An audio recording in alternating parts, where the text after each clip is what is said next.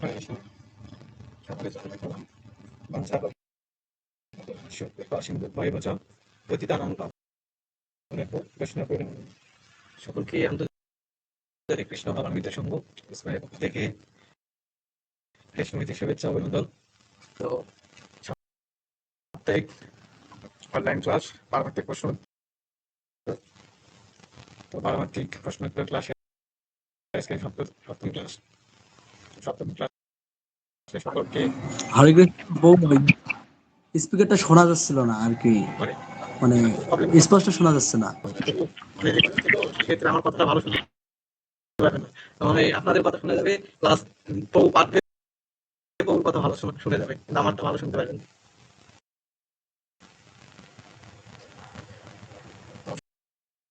ক্লাসে সকলকে অভিনন্দন ক্লাসে যুক্ত হওয়ার জন্য। তো এখন আমাদের আধা মাদের মাধ্যমে ক্লাস শুরু হবে। তো এখন আমাদের মাঝে আধা মাধব কীর্তন করবেন আমাদের নওগাঁ ইস্কন মন্দিরের প্রভু। প্রভু খুব সুন্দরভাবে মৃদঙ্গ বাজান, কীর্তন করেন। তো স্বয়ং কৃষ্ণ দাস প্রভু। তো প্রভুকে রাধা মাধব কীর্তন করার জন্য বিশেষভাবে অনুরোধ করছি। হরে কৃষ্ণ। কীর্তন করেন হরে কৃষ্ণ প্রণাম। হরে কৃষ্ণ। হরে কৃষ্ণ। বৈষ্ণব চরণে আমার দণ্ডবত প্রণতি নিবেদন করছি। তো আমার কোনো যোগ্যতা নেই কীর্তন করার জন্য, প্রভু আমাকে রিকোয়েস্ট করলো রাধা মাধব কীর্তন গাওয়ার জন্য। তো আমি এখন রাধা মাধব কীর্তন গাচ্ছি, কৃপা করে আপনারা শ্রবণ করবেন। হরে কৃষ্ণ।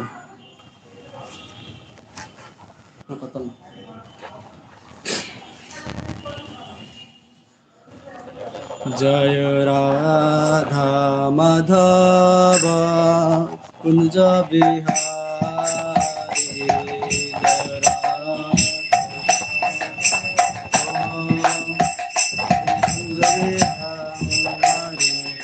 জয় গোপী জনবাল্লভা, জয় গিরিবরধারী, Gopi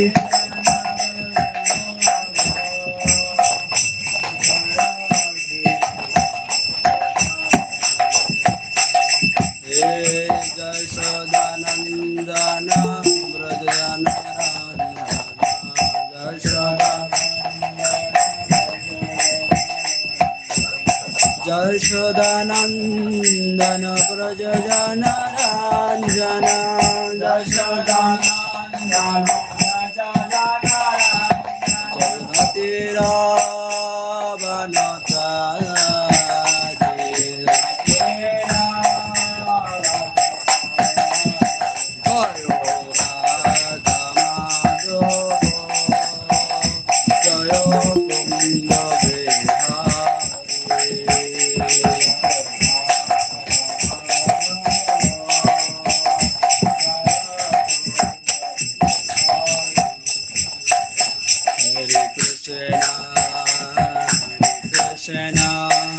Krishna Krishna Hare Hare, Hare Rama Hare Rama, Rama Rama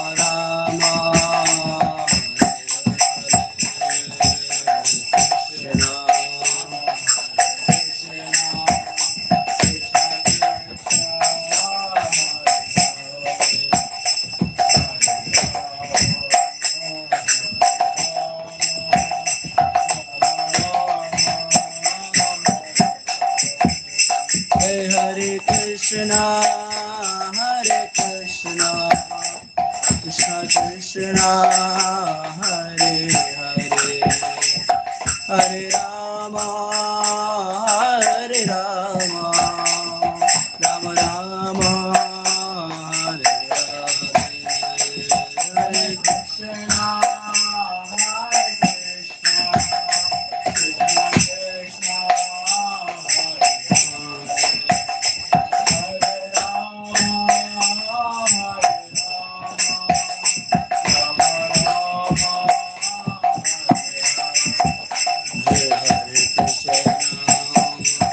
Krishna, Krishna Krishna, Hare Hare, Hare Rama, Hare Rama,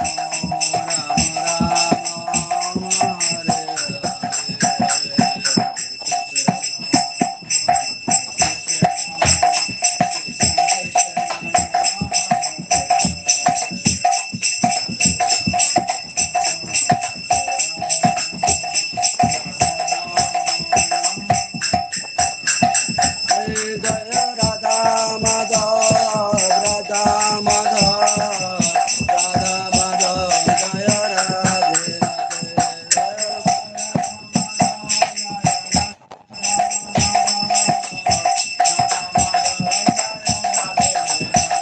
জয় প্রভুপাদ প্রভুপাদ জগদ্গুরু শিল প্রভুপাদ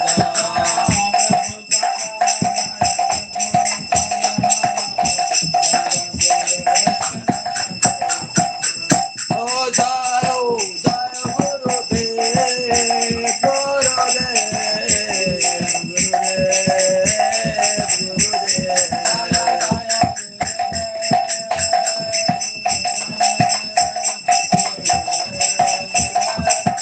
নিতাই গৌরারি বল হরি বল হরি বল হরি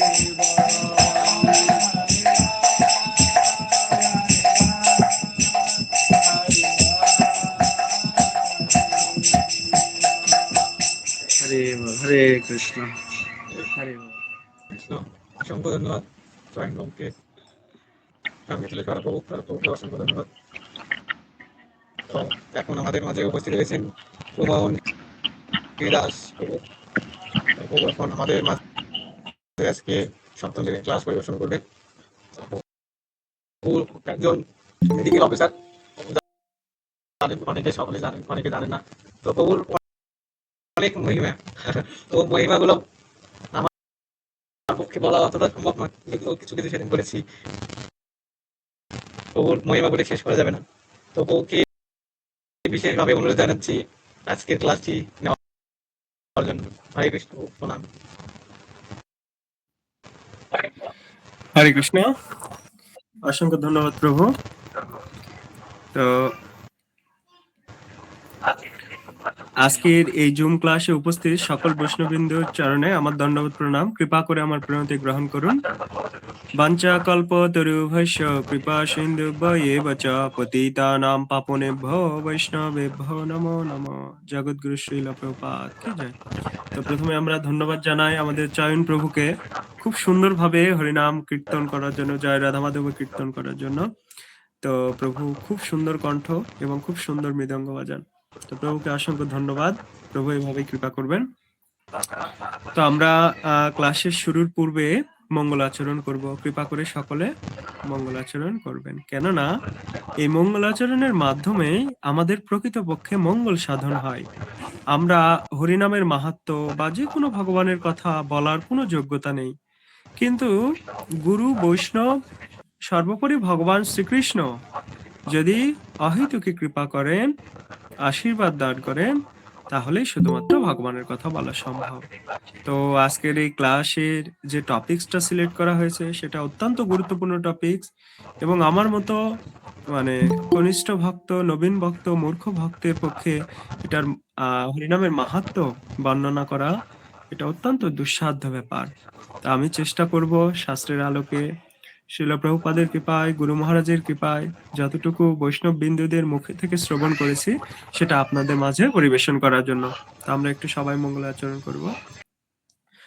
ওম অজ্ঞান তিমিরান্ধস্য জ্ঞানাঞ্জন শলাকয়া চক্ষুরুন্মিলিতং येन তস্मै শ্রী গুরুবে নমঃ। শ্রীচৈতন্য মনোভীষ্টং স্থাপিতং येन ভূতলে স্বয়ং রূপ কদময়ং দদাতি স্বপদান্তিকম। বন্দে অহং শ্রীগুরু শ্রীযুতপদ কমলং শ্রীগুরুণ বৈষ্ণবাংশ শ্রীরূপম সাগ্রজাতং সহগণ রঘুনাথান্বিতং তং সজীবম শব্দয়তং শব্দূতং পরিজন সহিতং কৃষ্ণ চৈতন্য দেবং শ্রী রাধা কৃষ্ণ পাদন সহগণ ললিতা শ্রী বিশাখান্বিতাং স। নময়ং বিষ্ণুপাদায় কৃষ্ণ পৃষ্ঠায় ভূতলে শ্রীমতে ভক্তি বেদান্ত স্বামিনীতি নামিনে। নমস্তে সরস্বতে দেবে গৌরবাণী প্রচারিণে নির্বিশেষ শূন্যবাদী পাশ্চাত্য দেশ তারিণে। হে কৃষ্ণ করুণার সিন্ধু দীনবন্ধু জগৎপতে গোপীশ গোপিকাকান্ত রাধাকান্ত নমস্তুতে তপ্ত কাঞ্চন গৌরাঙ্গী রাধে বৃন্দাবনেশ্বরী বিশোহানুসুতে দেবী প্রণমামি হরিপ্রিয়ে वञ्चाकल्पतरुभ्यश्च कृपा सिन्धुभ्येव च पतितानां पावनेभ्यो वैष्णवेभ्यो नमो जय श्रीकृष्ण चैतन्य प्रभु नित्यानन्द श्री अद्वैत गदाधर श्रीवासादि गौरभक्त वृंद हरे कृष्ण कृष्ण कृष्ण हरे हरे हरे राम राम राम हरे हरे ओम नमो भगवते वासुदेवाय ओम नमो भगवते वासुदेवाय ओम नमो भगवते वासुदेवाय नारायणं नमस्कृतं नरं चैव नरोत्तमं देवीं सरस्वतीं व्यासं ततो जयो मुदीरये नष्टप्रायेषु अभद्रेषु नित्यं भगवत सेवया भगवती उत्तम श्लोके भक्तिर्भवति नैष्टिके मुकाम करति वाचलम पुंगुम लंघयते गिरिम चत्कृपातमहं वन्दे श्रीगुरुदिनतारिणां परमानंद माधव श्री चैतन्य ईश्वरम हरि ओम तत्सत् हरि ओम तत्सत् हरि ओम तत्सत् अपन अपन सद्गुरुदेव प्रणाम नमयं कृष्ण पादाय कृष्ण पृष्ठाय भूतले श्रीमते जय पताका स्वामिनीति नामिने नमो आचार्य पादाय निताय कृपा प्रदायने गौरकथा धमधाय नगर ग्राम तारिणे হরে কৃষ্ণ।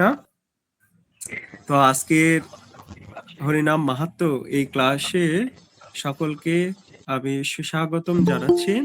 সাথে যদি বিশেষ কোনো অসুবিধা না থাকে তাহলে যদি আপনারা কৃপা করুণা করেন তাহলে ভিডিওটা কৃপা করে অন রাখবেন।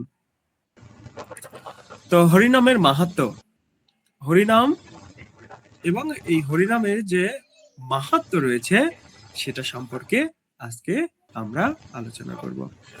তো শ্রীল প্রভুপাদ, আমরা শ্রীল প্রভুপাদের একটি কোটেশন দেখি। তিনি বারবার একটা কথা বলেন যে হরিনাম জপ করুন এবং সুখী হন। চৈতন্য মহাপ্রভুর শিক্ষা হলো হরিনাম কর জীব আর সব মিছে, পালাইতে পথ নাই জম আছে পিছে। তো শ্রীল প্রভুপাদ, চৈতন্য মহাপ্রভু আরো অনেক শাস্ত্র গ্রন্থ এই হরিনামের উপর এত গুরুত্ব আরোপ কেন করেছেন? কেননা আমাদের চারটি যুগ, সত্য, ত্রেতা, দাপর, কলি, এই চারটি যুগে চারটি ধর্ম ছিল। সত্য যুগের মানুষের আয়ু অনুযায়ী সেখানকার একটা ধর্ম ছিল, ত্রেতা যুগের মানুষের আয়ু অনুযায়ী সেখানের একটা ধর্ম ছিল, দাপর এবং কলিযুগের আয়ু অনুযায়ী এখানেও ধর্ম রয়েছে। তো সত্য যুগের ধর্ম কি ছিল এবং আয়ু কতদিন ছিল? সত্য যুগের মানুষ 1,00,000 বছর বাঁচত এবং তাদের মেইন ধর্ম ছিল ধ্যান করা, তপস্যা করা।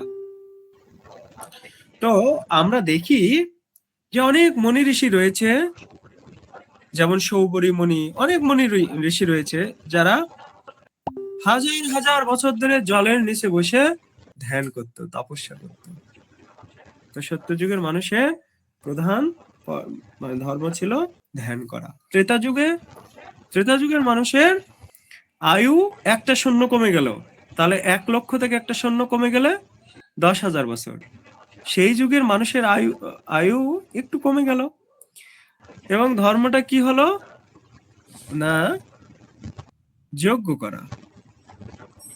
তো যজ্ঞ কি কি যজ্ঞ হতো সেই সময়? বিষ্ণু হোম যজ্ঞ, আমরা দেখি দক্ষ যজ্ঞ বা প্রজাপতি যজ্ঞ, আমরা দেখি নরমের যজ্ঞ, গোমের যজ্ঞ, এইরকম বিভিন্ন যজ্ঞ হতো। সত্য ত্রেতা দাপর যুগে মানুষের আরেকটি শূন্য কমে গেল, আয়ু কত হলো? 1,000 বছর। তো সেই যুগের মানুষের প্রধান ধর্ম ছিল মন্দির প্রতিষ্ঠা করা এবং শ্রীবিগ্রহের অর্চন করা, শ্রদ্ধার সাথে শ্রীবিগ্রহের অর্চন করা। তো আমরা যেগুলো মন্দির দেখি, আমরা যেগুলো বিগ্রহ দেখি, বিশেষ করে বিষ্ণু মূর্তি দেখি কোষ্ঠী পাথরের, সেগুলো ম্যাক্সিমামই হলো দাপর যুগে। আর কলিযুগের মানুষের আরেকটি শূন্য কমে গেল আয়ুতে। তাহলে 1000 বছর ছিল, এখন এসে 100 বছর হয়ে গেল। তো এই যুগের মানুষের প্রধান ধর্ম কি? হরিনাম সংকীর্তন করা। শাস্ত্রে বলা হচ্ছে, চারি যুগে চারি ধর্ম জীবেরই কারণ, কলিযুগের ধর্ম হয় হরিনাম সংকীর্তন। অতএব কলিযুগে নাম যজ্ঞ সার, অন্য কোন ধর্ম করলে নাহি হয় পার। শুনো মিশ্র কলিযুগে নাহি তপযজ্ঞ, যেজন কৃষ্ণ ভজে তার মহাভাগ্য। 10-5 মিলে নিজ দুয়ারে বসিয়া, কীর্তন কর সবে হাতে তালি দিয়া। কীর্তন করলে কি হবে? ইহা হইতে সর্বসিদ্ধি হইবে সবার, সর্বক্ষণ বলইতে বিধি নাই আর। হরিনাম করার জন্য কোনো বিধি, নিয়ম, স্থান, কাল, পাত্র কোনো কিছু নেই। চৈতন্য মহাপ্রভু তার দ্বিতীয় শিক্ষাষ্টকমে ঠিক এই কথায় দৃঢ়তার সাথে ব্যক্ত করেছেন। তিনি বলেছেন, নাম নাম কারি বহুধান যে সর্বশক্তি, স্তত্রার্পিত নিয়মিত স্মরণে না কালহ। এতাদৃশী তব কৃপা ভগবান মময়পি, দুর্দৈবী মিদৃশং মিহা জানি নানুরাগ। নাম নাম কারি বহুধা নিজ সর্বশক্তি, স্তত্রার্পিত নিয়মিত স্মরণে না কালহ।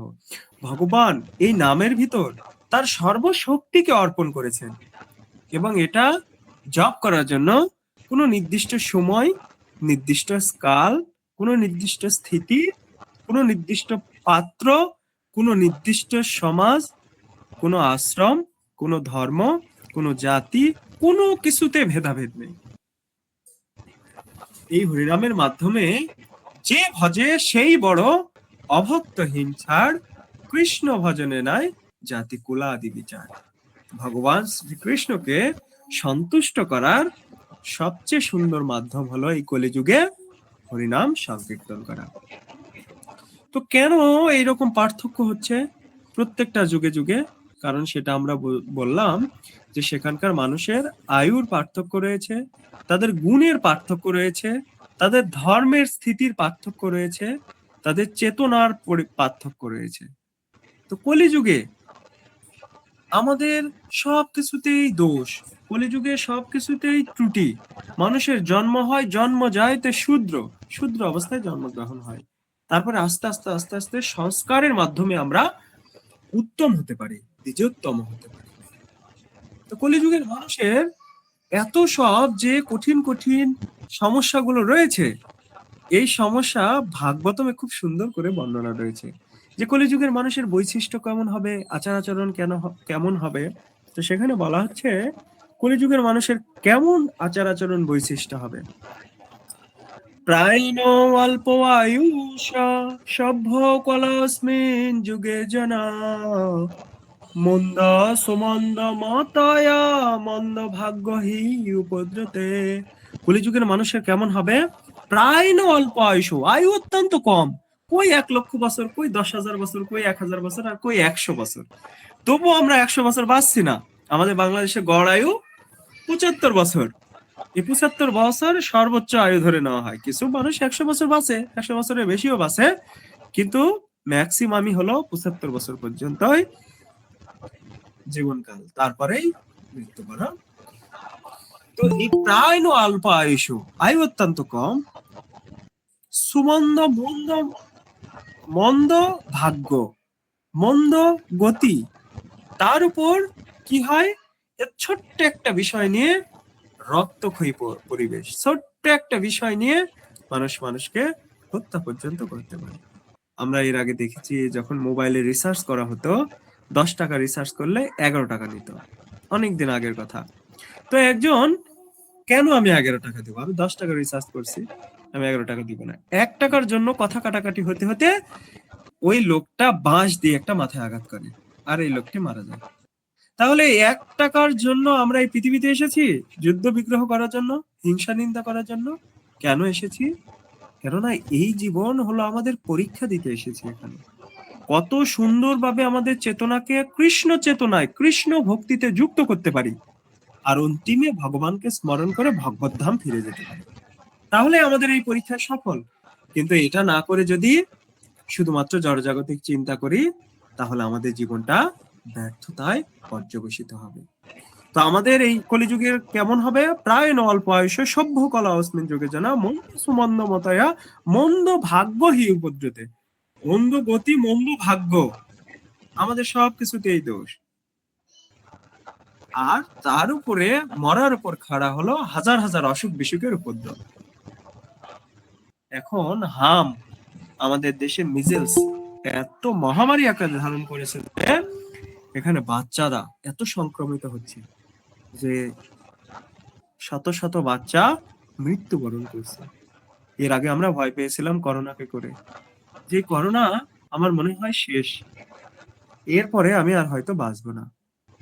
কত প্রোটেকশন, কত রকমের চিন্তা চেতনা, কত রকমের ভয়, মৃত্যুকে যে আমরা কতটা ভয় করি সেটা আমরা এই সমস্ত সিচুয়েশনে পড়লে বুঝি কত ভয়।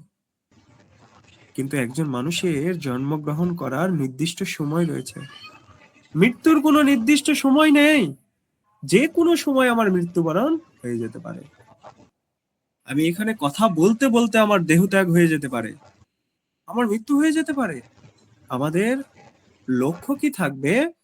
আমার মৃত্যু যেন সুন্দরভাবে হয়। জড়জাগতিক মানুষ তারা পড়াশোনা করে, চাকরি বাকরি করে, ব্যবসা বাণিজ্য করে, কেন? তারা কি করে সুন্দরভাবে বেঁচে থাকবে তার জন্য। আর ভক্তরা পড়াশোনা করে, ভক্তরা ইনকাম করে, ভক্তরা ভক্তি জীবন যাপন করে, কেন? তারা সুন্দরভাবে মৃত্যুবরণ করবে বলে। তো সুন্দরভাবে বেঁচে থাকা আর সুন্দরভাবে মৃত্যুবরণ করা, এই দুইটার মধ্যে পার্থক্য কি?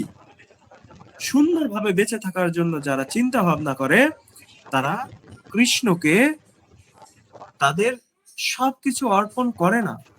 মানস দেহ গেহ যা কিছু মোর ওর পিলা তোয়া পদে নন্দ কিশোর, এই ভাব যদি মনের ভিতর না থাকে তাহলে ভগবান কৃষ্ণের প্রতি আত্মসমর্পণের মাত্রা বৃদ্ধি পায় না, চেতনার পরিবর্তন হয় না।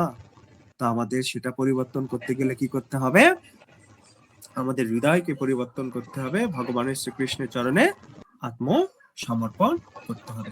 তো কলিযুগের মানুষের এত সমস্যার মধ্যে একটা মহান গুণ রয়েছে। সেই মহান গুণটি কি? যে কলিযুগের মানুষের জন্য স্বয়ং ভগবান শ্রীকৃষ্ণ পতিত পাবন রূপে চৈতন্য মহাপ্রভু রূপে এসে জন্মগ্রহণ করলেন। আর কি করলেন? অকাতরে হরিনামকে বিলিয়ে দিলেন। হরিনাম এর পূর্বে ছিল কিনা? চৈতন্য মহাপ্রভুর পূর্বে কেউ জপ করেছে কিনা? হরিনাম কীর্তন করেছে কিনা? আপনাদের কি মনে হয়? যদি কেউ হ্যান্ড রাইজ করে একটু বলতে চান বা নিজের উপলব্ধি শেয়ার করতে চান যে চৈতন্য মহাপ্রভুর আগে হরিনাম ছিল কিনা, কেউ বলতে চান? প্রভু এবং মাতাজিরা বলুন, কোনো সমস্যা নেই। ভুল হোক বা ঠিক হোক, এটা নিয়ে কেউ কোনো কনফিউশন বোধ করবেন না। আমাদের পুরস্কারেরও ব্যবস্থা নেই, তিরস্কারেরও ব্যবস্থা নেই, সুতরাং আপনারা কেউ নির্ভয়ে বলতে পারেন। তো এর আগে আমাদের হরিনাম ছিল কিনা চৈতন্য মহাপ্রভুর পূর্বে? হরে কৃষ্ণ প্রভু। ছিল প্রভু। হরি বল। তাহলে আমাদের পার্থক্য কি? আগে কি ছিল না, নতুন কি পাচ্ছি আমরা হরিনামে? এটা হচ্ছে গোলকের প্রেমধন, যেটা মানে নিত্যানন্দ এবং হচ্ছে গৌরাঙ্গ মহাপ্রভু আমাদের মাঝে মাঝে বিলিয়ে দিয়ে গেছেন। হরি বল। অসংখ্য ধন্যবাদ প্রভু। তো আমরা দেখি বৃহৎ নারদীয় পুরাণ বা কলিসন্তর উপনিষদে খুব সুন্দর ভাবে বলা হচ্ছে, সেখানে হরের নাম হরের নাম হরের নামই কেবলম কল নাস্তেব্য নাস্তেব্য নাস্তেব্য গতিরন্যথা। কলিযুগে হরিনাম করা ছাড়া কোনো গতি নাই, গতি নাই, গতি নাই। তো এটা 3 বার কেন বললেন? কারণ আমরা দেখি যে যখন একজন ম্যাজিস্ট্রেট, একজন জজ, তিনি বিচার কার্য পরিচালনা করেন, তখন তিনি যখন সবাই চেঁচামেচি করে, উকিলেরা বা যে কোনো বাদী বিবাদী পক্ষ চেঁচামেচি করে, তখন তিনি একটা কথা বলবেন, এই সময় তিনি কিভাবে থামান? Order order order order, order order. কয়বার দেন? তিনবার। তিনবার তিনি অর্ডার অর্ডার অর্ডার বলেন। কেন? এই তিনবার বলা মানে সবাই চুপ হতে হবে। এটা বেশি ইমফ্যাসিস দিচ্ছে যে এখন তোমরা থামো, তোমরা থামো, তোমরা থামো, এটা আমার অর্ডার। ঠিক এইরকম আমরা দেখি আমাদের ভাইরা যদি তালাক দেয় তাহলে কয়বার বলতে হয়? তিনবার। এক তালাক, তিনবার। দুই তালাক, তিন তালাক দেওয়া মানে সে তালাক হয়ে গেল। ঠিক এইরকম মানে এটার দ্বারা বোঝানো হচ্ছে যে তিনবার বলা মানে এটা more important, more important, more important. কলিযুগে হরিনাম ছাড়া কোনো গতি নাই, গতি নাই, গতি নাই। এটা কে অর্ডার দিয়ে দিল? ভগবান স্বয়ং তার ভক্তের মাধ্যমে, বিভিন্ন শাস্ত্র গ্রন্থের মাধ্যমে সেই অর্ডারটি। তাহলে পূর্বেও হরিনাম ছিল। চৈতন্য মহাপ্রভুর পূর্বে সন্দীপনী মুনি আরো অনেকে হরিনাম কীর্তন করেছেন, হরিনাম পাঠ করেছেন, হরিনাম বলেছেন, হরিনাম অন্যকে করার জন্য শিক্ষা প্রদান করেছেন। তাহলে চৈতন্য মহাপ্রভু কি বিশেষ জিনিস প্রদান করলেন হরিনামের মাধ্যমে, যেটা প্রভু খুব সুন্দর করে বললেন? এর আগে হরিনাম যারা জপ করত তারা সবাই ছিল কি যোগী, জ্ঞানী কিংবা ভক্ত হলেও তারা মুক্তি লাভের জন্য শুধুমাত্র হরিনাম করত। আমাদের মুক্তি হলো 5 রকমের: সাযুজ্য মুক্তি, সারূপ্য মুক্তি, সালোক্য মুক্তি, সামীপ্য মুক্তি এবং শাস্তি মুক্তি। এই 5 রকমের মুক্তি। কিন্তু ভক্তরা কি চায়? তারা মুক্তি চায় না, তারা ভগবানের প্রেমময়ী সেবায় যুক্ত হতে চায়। কেননা এই পৃথিবীর মানুষ 4টা বিষয়ের জন্য কাজ করে: ধর্ম, অর্থ, কাম, মোক্ষ। তারা ধর্ম পালন করে এবং ধর্ম পালন করার পরে অর্থ সঞ্চয় করে, অর্থ সঞ্চয় করার পরে কামনা বাসনা উপভোগ করে। বাড়ি হবে, গাড়ি হবে, সুন্দরী স্ত্রী থাকবে, সন্তানাদি থাকবে, তার অনেক কিছু সুযোগ সুবিধা থাকবে। আর লাস্টে মৃত্যুর সময় কি চাই? মোক্ষ চাই। এই চতুর্বর্গের মধ্যে জড়জগতের প্রত্যেকটা জীব, প্রত্যেকটা মানুষ আটকে রয়েছে। কিন্তু কৃষ্ণ ভক্তেরা অত্যন্ত চালাক। যেজন কৃষ্ণ ভজে সে বড় চতুর। তারা এই 4টার ঊর্ধ্বে আর একটা জিনিস চায়। সেটা কি? পঞ্চম পুরুষার্থ, যেটাকে বলা হয় কৃষ্ণ প্রেম। এই কৃষ্ণ প্রেমটা যারা চায়। তো কৃষ্ণ প্রেম কেন দরকার? কৃষ্ণ প্রেম যদি আমরা লাভ করতে পারি তাহলে ভগবান শ্রীকৃষ্ণকে বশীভূত করতে পারবো। ভগবান শ্রীকৃষ্ণ তিনি সর্বাকর্ষক ভগবান, সবাইকে আকর্ষণ করে। কিন্তু কেউ যদি প্রেম এবং ভক্তির মাধ্যমে ভগবানকে ভালোবাসতে চেষ্টা করে, সেই ভক্ত ভক্তির দ্বারা ভগবানকে পর্যন্ত আকর্ষণ করে। এই কারণে আমরা প্রেম ভক্তি চাই। আর চৈতন্য মহাপ্রভুর বিশেষ কৃপা হলো এই হরিনামের মধ্যে প্রেমকে তিনি দান করেছেন। চৈতন্য চরিতামৃতের আদিল্লায় তিনি বলছেন, চিরকাল নাহি করি প্রেম ভক্তি দান, প্রেম ছাড়া জগতের নাহি অবস্থান। চিরকাল নাহি করি প্রেম ভক্তি দান। সবই ছিল, মুক্তি ছিল, সাধন ভোজন ছিল, যোগ ধ্যানেরা ধ্যান করত, যজ্ঞ করত, কর্মীরা কর্ম করত, সবই করত, জ্ঞানীরা জ্ঞানের অনুসরণ করত। কিন্তু এই হরিনামের মধ্যে যে প্রেম রয়েছে সেটা কেউ কখনো পায়নি। চিরকাল নাহি করি প্রেম ভক্তি দান, প্রেম ছাড়া জগতের নাহি অবস্থান। প্রেম ছাড়া আসলে জগতের কোনো অবস্থান নেই। আমার কোটি কোটি টাকা রয়েছে কিন্তু আমাকে কেউ ভালোবাসে না, আমার বেঁচে থাকতে ইচ্ছে করবে? আমার কোটি কোটি টাকা রয়েছে কিন্তু সন্তান আমার কথা শুনে না, আমার ছেলে আমার কথা শুনে না, আমার মেয়ে আমার কথা শুনে না। তাহলে কি হবে? আমার জীবনটা নরকে পর্যবসিত হবে। আমার সবই রয়েছে কিন্তু কেউ আমাকে সম্মান করে না, কেউ আমাকে ভালোবাসে না, কেউ আমাকে শ্রদ্ধা করে না। তাহলে আমার জীবন একসময় মূল্যহীন মনে হবে। ঠিক এইরকম এই মুক্তি, এই কর্মীর কর্ম, জ্ঞানীর জ্ঞান, যোগীর যোগ, ধ্যানের ধ্যান এক সময় তাদেরকে বিচলিত করে ফেলে, কেননা সেটার ভিতর ততটা প্রেম নেই। কিন্তু চৈতন্য মহাপ্রভুর এই হরিনামের মধ্যে এটা সম্পূর্ণ প্রেমে ভর্তি রয়েছে। এই জন্যই চৈতন্য মহাপ্রভু বলছেন, সেই দুয়ারে অচণ্ডালে কীর্তন সঞ্চারে, নাম প্রেমের মালা গাঁথি পরাইলা সংসারে। সেই দুয়ারে অচণ্ডালে কীর্তন সঞ্চারে, নাম প্রেমের মালা গাঁথি পরাইলা সংসারে। আমাদের যে 4টা বর্ণ রয়েছে, বিশেষ করে ব্রাহ্মণ, ক্ষত্রিয়, বৈশ্য এবং শূদ্র, এই ব্রাহ্মণরা হলো ভগবানের মস্তিষ্ক।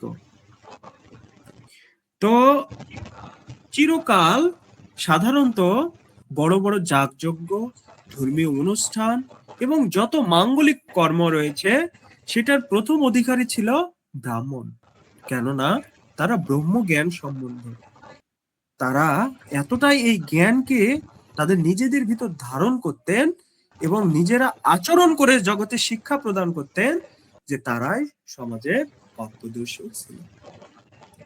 তো অন্যদের মধ্যে এই প্রেমকে আগে অকাতরে কখনো বিলীন করা হয়নি, কিন্তু চৈতন্য মহাপ্রভুর বিশেষ কৃপা হলো তিনি অকাতরে সবাইকে এই প্রেম দান করেছেন। এমনকি চণ্ডালকেও তিনি আলিঙ্গন করে এই কৃষ্ণ প্রেম দান করেছেন। শুধু চণ্ডালকে না, পশু পাখিকেও এই প্রেম দান করেছেন। আমরা দেখি ঝাড়খণ্ডে বনে পথে যখন চৈতন্য মহাপ্রভু তিনি দিব্য লীলায় কীর্তন করতে করতে যাচ্ছিলেন, ঝাড়খণ্ডে বনে পথে মহাপ্রভুর সাথে পশু পাখি বৃক্ষলতা সংকীর্তনে মাতে, বনের যত হিংস্র পশু হিংসা ভুলে যায়, সবাই মিলে দুহাত তুলে কৃষ্ণ গুণ গায়। সেই ঝাড়খণ্ডে এখনো দেখা যায় চৈতন্য মহাপ্রভু যখন কীর্তন করতেন সেখানকার পাথরগুলো পর্যন্ত গলে গিয়েছিল, মানে এতটাই সফট হয়েছে যে সেখানে বাঘ, সিংহ, হরিণ আরো অন্যান্য পশু পাখি চৈতন্য মহাপ্রভু সহকারে যে নৃত্য কীর্তন করছিলেন, কে কাকে আহার করবে, কে কার শত্রু, এটা বোধ ভুলে গিয়েছিলেন। যে সকলে কীর্তন করছেন সেখানকার পায়ের ছাপ এখনো সেই পাথরের মধ্যে রয়েছে। আমরা ঝাড়খণ্ডের সেই মন্দিরে গেলে দর্শন করতে পারি যে সেখানে সে পাথরের ভিতরে এখনো ভগবানের পায়ের ছাপ, সেই বাঘ, সিংহ, বিভিন্ন পশু পাখির পায়ের ছাপ সেখানে রয়েছে। তাহলে শুধুমাত্র অচণ্ডালকে না, তিনি যে কোনো স্তরের চেতনার জীবকে এই কৃষ্ণ প্রেম দান করেছেন। এই জন্য দেখবেন সেই চৈতন্য মহাপ্রভুর বিশেষ শিক্ষাকে আলিঙ্গন করে এখন হরিবাসরের কমিটি, হরিবাসর যদি হয় তাহলে সাউন্ড বক্স দেয়, মাথার উপরে কি থাকে, মাইক থাকে। কেন মাইক থাকে? কারণ পশু পাখি কীটাদি বলিতে না পারে, হরিনাম শোনা মাত্র তারা সবে তরে। পশু পাখি কীট পতঙ্গ এরা বলতে পারে না, কিন্তু জাস্ট হরিনাম শ্রবণ করার সাথে সাথে তাদের কি হয়, চেতনার পরিবর্তন হয়। পরবর্তী জীবন সে অত্যন্ত ভালো একটা কুলে জন্মগ্রহণ করবে। সে ব্রাহ্মণ পরিবারে, বৈষ্ণব পরিবারে অথবা ধনী পরিবারে জন্মগ্রহণ করবে, যেখান থেকে তার জীবন যাপনে চিন্তা করতে হবে না, ধর্ম পালন করার একটা সুযোগ সুবিধা লাভ করবে। তার মানে চৈতন্য মহাপ্রভু এই নামের ভিতর তিনি কি সঞ্চার করেছেন? প্রেমকে সঞ্চার করেছেন, যার ফলে হরিনামে আমাদের এত আনন্দ হয়। আমরা যখন দেখি কোনো ইস্কন মন্দিরে, বিশেষ করে খেতুরি ধামে আমাদের এখানের আশেপাশে নরোত্তম দাস ঠাকুর মহাশয়ের আবির্ভাব তিথি এবং তিরোভাব তিথিতে দেশি বিদেশি অনেক ভক্তরা এখানে কীর্তন করে এবং সারা দিন কীর্তন হয়, রাত্রি 10টা পর্যন্ত কীর্তন হয়। এবং এই কীর্তনটা এত মধুর লাগে, কেউ যদি জীবনে একবার সুযোগ হয় কীর্তন শ্রবণে আসতে, তাহলে দেখবেন বিশেষ করে আবির্ভাব তিথিতে, আবির্ভাব তিথি অন্য কেউ এত ঘটা করে পালন করে না, ইস্কন যেভাবে পালন করে। তো শ্রীল প্রভুপাদের কৃপাতে এত সুন্দরভাবে সেটা হয় যে বসে থাকলেও ইচ্ছে করে একটু দাঁড়িয়ে নৃত্য করি। মানে হৃদয়ের ভিতর সেই শক্তি সঞ্চার হয়, আনন্দ সঞ্চার হয়, যার ফলে ভগবানের প্রেমময় সেবায় যুক্ত হতে আমাদের ওই ক্রান্তিক ইচ্ছা তৈরি হয়। তো হরিনাম এত মাহাত্ম্যপূর্ণ, এটা আমাদের কোন শাস্ত্রে কি লেখা রয়েছে? কলিশান্তর উপনিষদে লেখা রয়েছে। তো উপনিষদ আমি তো পড়ি না প্রভু, অন্য কোনো সহজ শাস্ত্র গ্রন্থ বলুন যেটাতে লেখা রয়েছে। তা আমাদের শ্রীমদ্ ভগবদ গীতায় সেটা বলা হচ্ছে, বিশেষ করে শ্রীমদ্ ভগবদ গীতার এটা 9ম অধ্যায় সম্ভবত। তো এখানে বলা হচ্ছে, শতত কৃত্যয়ন্ত মাম যতন্তস্য দৃঢ়ব্রতা নমস্যন্তস্য মাম ভক্তা নিত্যযুক্তা উপাসতে। আমাদের শতত কৃত্যয়ন্ত মাম, সব সময় কীর্তন করতে হবে ভগবানের। কেন কীর্তন করতে হবে? কারণ আমি জানি না আমি কোন সময় মৃত্যুবরণ করব। এই সময় বাসার সাত ঢেসে আমার মৃত্যুবরণ হতে পারে, কথা বলতে বলতে হার্ট অ্যাটাক হয়ে আমার মৃত্যুবরণ হতে পারে। কিন্তু ভগবানের কথা বলতে বলতে যদি আমি মৃত্যুবরণ করি, ভগবানের কথা শ্রবণ করতে করতে যদি আমি মৃত্যুবরণ করি, এই ক্লাসে যারা উপস্থিত রয়েছেন তারা এখন যদি মৃত্যুবরণ করে কেউ, এটা গ্যারান্টি সে ভগবানের কৃপা লাভ করবে। কেননা ভগবান শ্রীমদ্ ভগবদ গীতাতে বলছে, অর্জুন তুমি বিদ্যার্থহীন কণ্ঠে ঘোষণা করে দাও আমার ভক্তের কোনো বিনাশ নেই, নমি ভক্তা বিনশ্যতি, আমার ভক্তের কোনো বিনাশ নেই। আর কি বলেছেন? অন্তকালে চ মামেব স্মরণম মুক্তা কলেবরম য প্রয়াতি সমাদভাব জাতি না শ্রদ্ধ সংশয়। মৃত্যুর সময় যে আমার কথা স্মরণ করতে করতে দেহ ত্যাগ করে, সে তৎক্ষণাৎ আমার ধাম প্রাপ্ত হয়, এ বিষয়ে কোনো সন্দেহ নেই। তাহলে আমরা যখন হরিনাম করতে করতে দেহ ত্যাগ করব, ভগবানের ধাম অবশ্যই লাভ করতে পারবো। এখন প্রশ্ন হলো, কেউ কি লাভ করেছে? সারা জীবন অন্যায় অত্যাচার করব আর মৃত্যুর সময় ভগবানকে স্মরণ করব, ভগবান ধামে ফিরে যাব? হ্যাঁ, এরও দৃষ্টান্ত রয়েছে।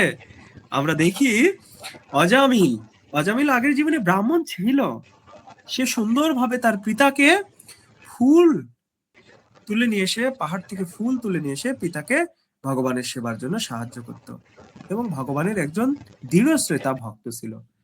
কিন্তু একদিন ফুল দিতে যেয়ে সেই পাহাড়ে একটা 12 বনিতা অর্থাৎ পতিতা, এত সুন্দর মনোহর রূপ তার, সেটা দর্শন করে সে অত্যন্ত বিমোহিত হয়ে যায় এবং তাকে তার স্ত্রী রূপে গ্রহণ করতে চায়। এবং তার যে আগের সাধন ভজন সেটা সব ছেড়ে দিয়ে, স্ত্রী পুত্র ছেড়ে দিয়ে সেই 12 বনিতার সাথে, পতিতার সাথে বনে গিয়ে বসবাস করে। একে একে তার 10টি সন্তান হয়, এবং লাস্টের যে সন্তান হয় সেই সময় তিনি কি করেছিলেন, তার গর্ভবতী অবস্থায় তার স্ত্রী বৈষ্ণব সেবার আয়োজন করেছিলেন। বৈষ্ণবরা ওই পাশ দিয়ে যাচ্ছিলেন, তাদেরকে একটু থাকার সুযোগ করে দিয়েছিলেন, এবং সেখান থেকে কি করেছেন, বৈষ্ণবদের সেবা করার ফলে বৈষ্ণবরা অত্যন্ত সন্তুষ্ট হয়ে তাকে আশীর্বাদ দান করেছেন যে তোমার পেটে যে সন্তান রয়েছে, মা তাকে আশীর্বাদ করি সে যেন ভক্ত হয় আর তার নাম নারায়ণ রাখবে।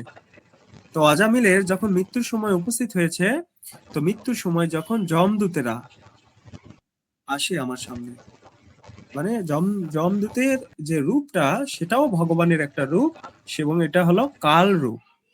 আমি যদি ভগবানের সেবা পূজা করি, ভগবানকে ভালোবাসি, শেষ জীবনে ভগবানকে ডাকতে পারি, অন্তিমকালে স্মরণ করতে পারি, ভগবানের ধ্যান করতে পারি, তপস্যা করতে পারি, ভগবানের হরিনাম জপ করে সন্তুষ্ট করতে পারি, তাহলে বিষ্ণু দূতেরা আমাকে নিতে আসবে, আর সেই সময় আমার কোনো ভয় থাকবে না।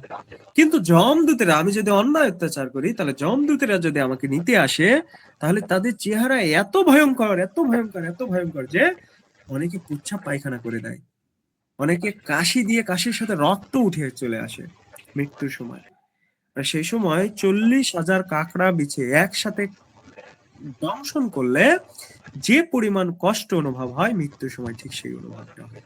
তো অজামিলকে যখন এই যমদূতেরা নিতে এসেছেন, তিনি ভয়ের চোটে তার সন্তানকে ডাকছেন, নারায়ণ নারায়ণ নারায়ণ নারায়ণ বলে ডাকছে, নারায়ণকে ডাকছে। এদিকে ভগবান নারায়ণ বলছেন বিষ্ণুদূতদের, যাও, যমদূতেরা তাকে নিতে গেছে, তোমরা তাকে নিয়ে আসো। কিন্তু যখন যমদূতের সামনে যখন বিষ্ণুদূতেরা আসে, তখন বিষ্ণুদূতরা বলে যে তোমরা অজামিলকে নিতে পারবে না, কেননা আমাদের পরম প্রভু নারায়ণ বলছেন যে এই অজামিল হলো ভগবানের পরম ভক্ত, মৃত্যুর সময় ভগবানকে স্মরণ করেছে। এই বাক বিতণ্ডা চলছে, আর মাতা লক্ষ্মী দেবী নারায়ণকে জিজ্ঞেস করছে, হে প্রভু, এটা তোমার কেমন বিচার? একজন ব্যক্তি সারা জীবন অন্যায় করছে, কিন্তু মৃত্যুর সময় সেও তার সন্তানকে ডাকছে নারায়ণ বলে, তোমাকেও ডাকেনি। তাহলে তুমি তাকে বিষ্ণুদূতকে পাঠিয়ে দিলে তাকে নিয়ে আসার জন্য। তখন ভগবান নারায়ণ লক্ষ্মী মাতাকে বলছেন, হে লক্ষ্মী, আমার নাম এবং আমি দুইজন অভিন্ন, নাম এবং নামই অভিন্ন। কেউ যদি যে কোনো ভাবে আমাকে স্মরণ করে, সেটাকেই আমি আমার সেবা বলে গ্রহণ করে নিই। এর মাধ্যমে আমাদের কি শিক্ষা হলো? যে আমরা যেন তেন প্রকারেণ মন কৃষ্ণ নিবেশয়, যে কোনো প্রকারেই মনকে কৃষ্ণ সেবায় নিবিষ্ট করতে পারলেই আমাদের লাভ হবে, কোনো ক্ষতি হবে না। এখন প্রশ্ন হলো, আমি সারা জীবন যদি অন্যায় অত্যাচার করি, সারা জীবন যদি অন্যের ক্ষতি করার চিন্তা চেতনা করি, মৃত্যুর সময় কি ভগবানের কথা মনে পড়বে? সেটা অত্যন্ত কঠিন। সারা জীবন যদি আমি পড়াশোনা না করি, ধরেন আমার এসএসসি পরীক্ষা, ক্লাস 10 এর পরীক্ষা, আমি নবম ক্লাস পর্যন্ত কোনো পড়াশোনাই করলাম না, পরীক্ষা দিতে গেলাম, তাহলে কোনো কিছু মনে আসবে? তখন ওই আমার যে কলম রয়েছে, এই কলমের পিছাড়ি যেটা মুখের ভিতর দিয়ে চাবাচ্ছি আর চিন্তা করছি, চাবাচ্ছি আর চিন্তা করছি, চাবাচ্ছি আর চিন্তা করছি, কি লিখবো ভগবান, কি লিখবো, কি লিখবো। এদিকে কলমের পিছাড়ি একটা ব্রাশের মতো হয়ে গেছে, মনে হবে ওটা দিয়ে ব্রাশ করা যাবে, তবু কি মনে আসবে না? কেন? সারা জীবন আমরা প্র্যাকটিস করিনি। তাহলে আমাদের কি করতে হবে? সারা জীবন প্র্যাকটিস করতে হবে, অনুশীলন করতে হবে। যদি অনুশীলন করি কৃষ্ণ চিন্তার, তাহলে অন্তিম সময়ে অবশ্যই কৃষ্ণ যে কোনো ভাবে আমাদের এই চিন্তা করার সুযোগ প্রদান করবেন। তো এরপরে বিষ্ণুদূত আর যমদূতের মধ্যে যে কথা কাটাকাটি হয়, এই চলতে চলতে আবার তার ভিতর প্রাণের সঞ্চার হয় এবং তিনি উপলব্ধি করেন, এই অজামিল, যে না, এই সংসারের বন্ধনে একটা বারবনিতার রূপের প্রতি আকৃষ্ট হয়ে এতগুলো সন্তান নিয়ে তাদেরকে যত্ন আদি না করতে পেরে আমি কি করছি? খালি শুকুরের মতো সন্তান উৎপাদন করলে হবে না। কেন হবে না? কেননা ভক্তি ষট সন্দর্ভে শ্রীল জীব গোস্বামী পাদ আমাদের শিক্ষা প্রদান করেছেন, এবং স্কন্ধ পুরাণ এবং পদ্ম পুরাণে লেখা রয়েছে যে কোনো পিতামাতা যদি সন্তানকে কৃষ্ণ ভক্ত তৈরি করতে না পারে, মৃত্যুর পর সে যদি উন্নত লোকে যায়, অর্থাৎ ভগবানের ধামে ফিরে যায়, আর সন্তান যদি পৃথিবীতে অনাচারী, ব্যভিচারী, অন্যায় অত্যাচার করে, তাহলে সেই সন্তানের জন্য বৈকুণ্ঠ থেকেও তাকে ফিরে আসতে হতে পারে। কেননা সে শুধু সন্তানকে জন্ম দিয়েই তার কর্তব্য কর্ম শেষ নেই, যে বাবা আমি তোমাকে 28 বছর পড়িয়েছি, তোমাকে চাকরি বাকরি নিয়ে দিচ্ছি, তোমার আর রেসপন্সিবিলিটি আমার নেই, এইরকমটা করলে হবে না। কেন হবে না? কেননা আপনি যদি চাকরি করেন সরকারি, তো রিটায়ারমেন্টের আগে আপনি যে বাসায় ছিলেন সেই বাসার জিনিসপত্র সরকারকে ভালো করে বুঝিয়ে দিয়ে যাননি, তো রিটায়ারমেন্ট করে ফেলেছেন আপনি, তারপরে হঠাৎ করে অডিটে দেখা গেল আপনার ওই ঘরের ফ্যানটা নেই, আপনি বুঝিয়ে দিয়ে যাননি, অথবা যে কোনো ভাবে মিসিং আছে। আমাদের হেলথ কমপ্লেক্সে এরকম হয়েছে, 3-4 জনকে চাকরির 10 বছর পরে এসে ওই টাকা পয়সা পরিশোধ করতে হয়েছে। তার মানে আপনি চাকরি করে গেলেন, যদি এখানে ঠিক মতো আপনি সবকিছু হ্যান্ড ওভার না দেন, সবকিছু বুঝিয়ে দিয়ে আপত্তি পত্র যদি গ্রহণ না করেন, যে কোনো সময় আপত্তি হলে আপনাকে আবার ফিরে আসতে হবে। আপনি আর্গুমেন্ট করতে পারবেন না যে না, এটা আমার কোনো দায় নেই, তাহলে পরবর্তী জীবনে আপনি ঝামেলা পড়বে। ঠিক এইরকম আমি শুধু সন্তান উৎপাদন করলেই হবে না, সন্তানকে যথার্থ শিক্ষা, সংস্কার, উন্নত সংস্কার যদি না দান করি, সন্তান যদি ব্যভিচারী হয়, সন্তান যদি অনাচারী হয়, সন্তান যদি বারবনিতার প্রতি গমন হয়, অথবা অবৈধ সঙ্গের প্রতি আকৃষ্ট হয়, আজকে তাকে দেখলাম সুন্দর লাগছে, সেও আমাকে হাই বললো, আমিও হাই বললাম, সম্পর্ক তৈরি হলো, আবার 2 দিন পরে আরেকজনের সাথে সম্পর্ক তৈরি হলো। এই যে ব্যভিচারী মানে মনোভাব, মনোবৃত্তি, এটা একজনকে ভক্তি জীবন থেকে অধঃপতন করে, এবং ভগবানের যে প্রেমময় সেবায় যুক্ত হবে বা ভগবানের প্রেমময় সেবায় সে আকর্ষণ বোধ করবে, এই আকর্ষণ বোধ করতেই তাকে বাধা দেয়। তো এই কারণেই আমাদের চিন্তা চেতনার পরিবর্তন ঘটাইতে হবে। তো তারপরে কি হইলো? এই অজামিল তিনি সমস্ত কিছু পরিত্যাগ করে তিনি বদরিকা আশ্রমে গমন করলেন এবং বদরিকা আশ্রমে গিয়ে দীর্ঘ 4 বছর ভগবানের তপস্যা করে তিনি মৃত্যুর সময় ভগবানকে স্মরণ করে ভগবত ধামে ফিরে গেলেন ভগবানের সাধন ভজন করে। তা আমরা এই শাস্ত্রের দৃষ্টান্ত দেখি যে অন্তকালে কেউ যদি স্মরণ করে তাহলে তার লাভ হবে। আমরা ভাগবতম থেকে হরিনামের মাহাত্ম্য সম্পর্কে জানতে পারি। ভাগবতমে খুব সুন্দর একটি শ্লোক রয়েছে। ভাগবতমের এটা প্রথম স্কন্ধে বলছে ভাগবতম মাহাত্ম্যে, অর্থাৎ দ্বাদশ স্কন্ধের 18 নম্বর গ্রন্থে আর কি লেখা রয়েছে, নাম সংকীর্তন যশ সর্বপাপ প্রণশনম প্রণাম দুঃখ সমান স্তং নমামি হরিম পরম। কেউ যদি নাম সংকীর্তন করে তাহলে তার সমস্ত পাপ দূরীভূত হয়। আর কেউ যদি ভগবানকে প্রণতি নিবেদন করে তাহলে তার জীবনের সমস্ত দুঃখ দূরীভূত হয়। তাহলে কারো জীবনে যদি পাপ দূরীভূত হয় আর কারো জীবনে যদি দুঃখ দূরীভূত হয় তাহলে আর কিছু চাওয়ার নেই। আসলে আমরা ধন চাই, জন চাই, সুন্দরী স্ত্রী চাই, বিভিন্ন জিনিসপত্র চাই, কিন্তু প্রকৃতপক্ষে দুঃখ যখন আসে তখন দেখি আমাদের এই অর্থগুলোই অনর্থের মূল হয়ে দাঁড়ায়। তার মানে আমার জীবনে কি এগুলো লাগবে না? ধন সম্পদ, টাকা পয়সা লাগবে না? হ্যাঁ, লাগবে।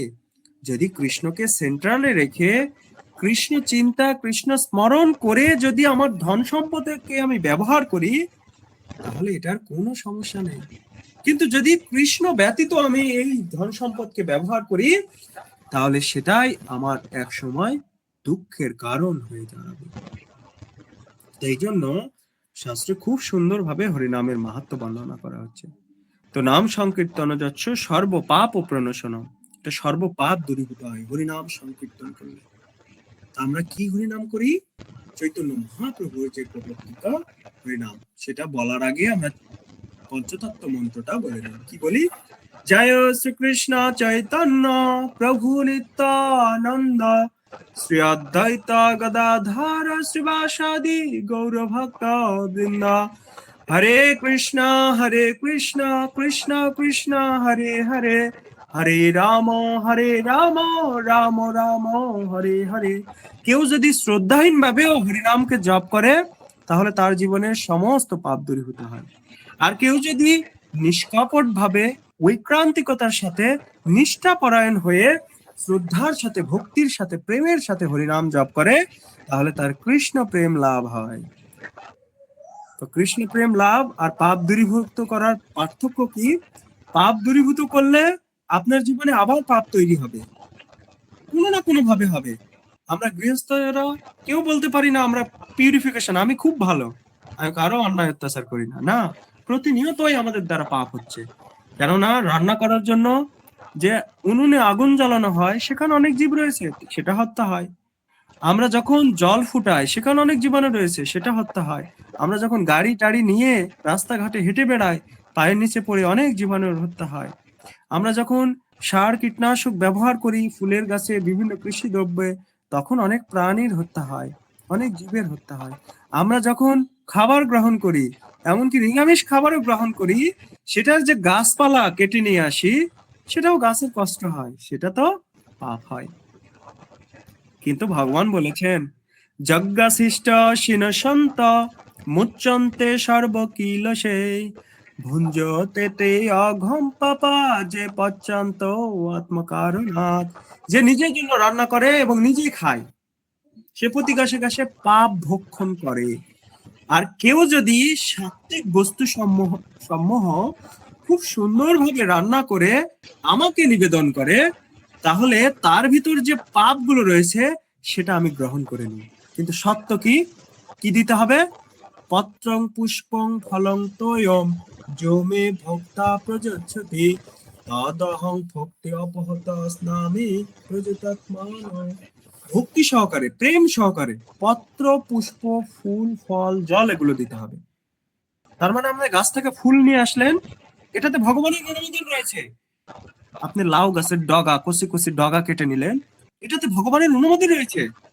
এবং এটা যখন সাত্বিক ভাবে আপনি রান্না করে ভগবানকে নিবেদন করছেন, ভগবান বলছেন আমি সমস্ত পাপ গ্রহণ করে তোমাকে আমি প্রসাদ রূপে প্রদান করলাম, যেটা আমার কৃপা। তুমি এটা গ্রহণ করো, তুমি একটা চিন্ময় স্বাদ অনুভব করবে এবং আমার প্রতি প্রেম ভক্তি তোমার আরো বর্ধিত হবে। তো অনেকে মনে করে যে জগদীশ চন্দ্র বসু তিনি দেখিয়ে গিয়েছেন গাছেরও প্রাণ রয়েছে, তো তোমরা গাছকে যে হত্যা করে খাচ্ছ তো পাপ হচ্ছে না? না, পাপ হচ্ছে না, কারণ ভগবানের এটা অনুমোদন রয়েছে। এটা কেমন কথা? আমি একই মানুষ, আমি একটা মাছ ধরে নিয়ে এসে খাচ্ছি, হাঁস মুরগি জবাই করতেছি, সেটা তো আমার পাপ হচ্ছে। আর তুমি ভক্ত হয়েছো বলে গাছ কাটছো, গাছেরও প্রাণ রয়েছে, কিন্তু তোমার পাপ হচ্ছে না। ভগবান তোমাকে অনুমোদন করলো, আমাকে কেন অনুমোদন করলো না? কারণ সেই খাবারগুলো রজ এবং তমগুণের খাবার, যেটা আমাদের ইন্দ্রিয়ের চঞ্চলতা তৈরি করে, আমাদের ভিতর কাম, ক্রোধ, লোভ, মোহ, মদ, মাৎসর্য এই ষড়রূপের উদ্বেগ ঘটায়। আমরা ছোট্ট উদাহরণ দিলেই বুঝবো। একজন বিজিবির লোক যিনি বর্ডারে চাকরি করেন, তো যখন বর্ডার ক্রস করে শত্রুরা আমার দেশে ঢুকতে লাগছে, তো বিজিবি যে ভাইয়েরা রয়েছে তারা গুলি করে সেই শত্রুকে হত্যা করলো। তো সরকার বিশাল একটা অনুষ্ঠানের আয়োজন করে সেই বিজিবি সদস্যকে বাংলাদেশে বড় একটা পুরস্কার, সম্মাননা পুরস্কার প্রদান করলেন। অথচ সেই বিজিবির লোক যখন ছুটিতে আসলো বাসায়, আসার পরে পাশের প্রতিবেশীর সাথে গন্ডগোল তার, সে একটা বাঁশের লাঠি দিয়ে ওই প্রতিবেশীর পায়ে বাড়ি দিয়েছে। সে যখন কেস করে দিয়েছে থানাতে, তখন এসে সে বিজিবির লোককে ধরে নিয়ে যাচ্ছে। তখন বিজিবির লোকটা আর্গুমেন্ট করছে যে ভাই, আমি বর্ডারে একটা মানুষ মেরে ফেললাম, সরকার আমাকে পুরস্কৃত করলো, আর আমি গ্রামে এসে ছোট্ট একটা লাঠি দিয়ে একটা বাড়ি দিয়ে একটু পা ভেঙে দিলাম, তাই আমাকে ধরে নিয়ে যাচ্ছে, কারণটা কি?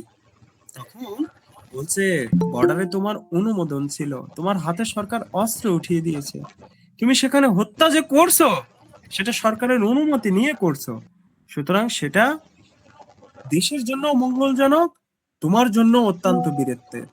কিন্তু তোমার অনুমোদন নেই, তুমি ছুটিতে এসে পাশের বাড়ির লোককে তুমি একটা ঠোকা দেবে ফুলে, এ কারণে তোমাকে ধরে নিয়ে যাচ্ছে। তাহলে একই মানুষ, অনুমোদনের পার্থক্যর জন্য তার শাস্তি ভোগ করতে হচ্ছে। ঠিক একই রকম ভগবান আমাকে অনুমোদন করেছে যে তুমি এই পত্র পুষ্প ফুল ফল জল এগুলো তুমি আমাকে সাত্বিক বস্তু অর্পণ করতে হবে। তাহলে কি হবে? আহার শুদ্ধি, সত্য শুদ্ধি, সত্য শুদ্ধি, দুবা স্মৃতি, দুবা স্মৃতি, আহার শুদ্ধি, সত্য সিদ্ধি, সত্য সিদ্ধি, ধ্রুবা স্মৃতি। মানে আহার শুদ্ধি হলে সত্য শুদ্ধি হয়, শ্রুতি শুদ্ধি হলে স্মৃতিটা শুদ্ধি হয়। আর তাহলে কি হয়?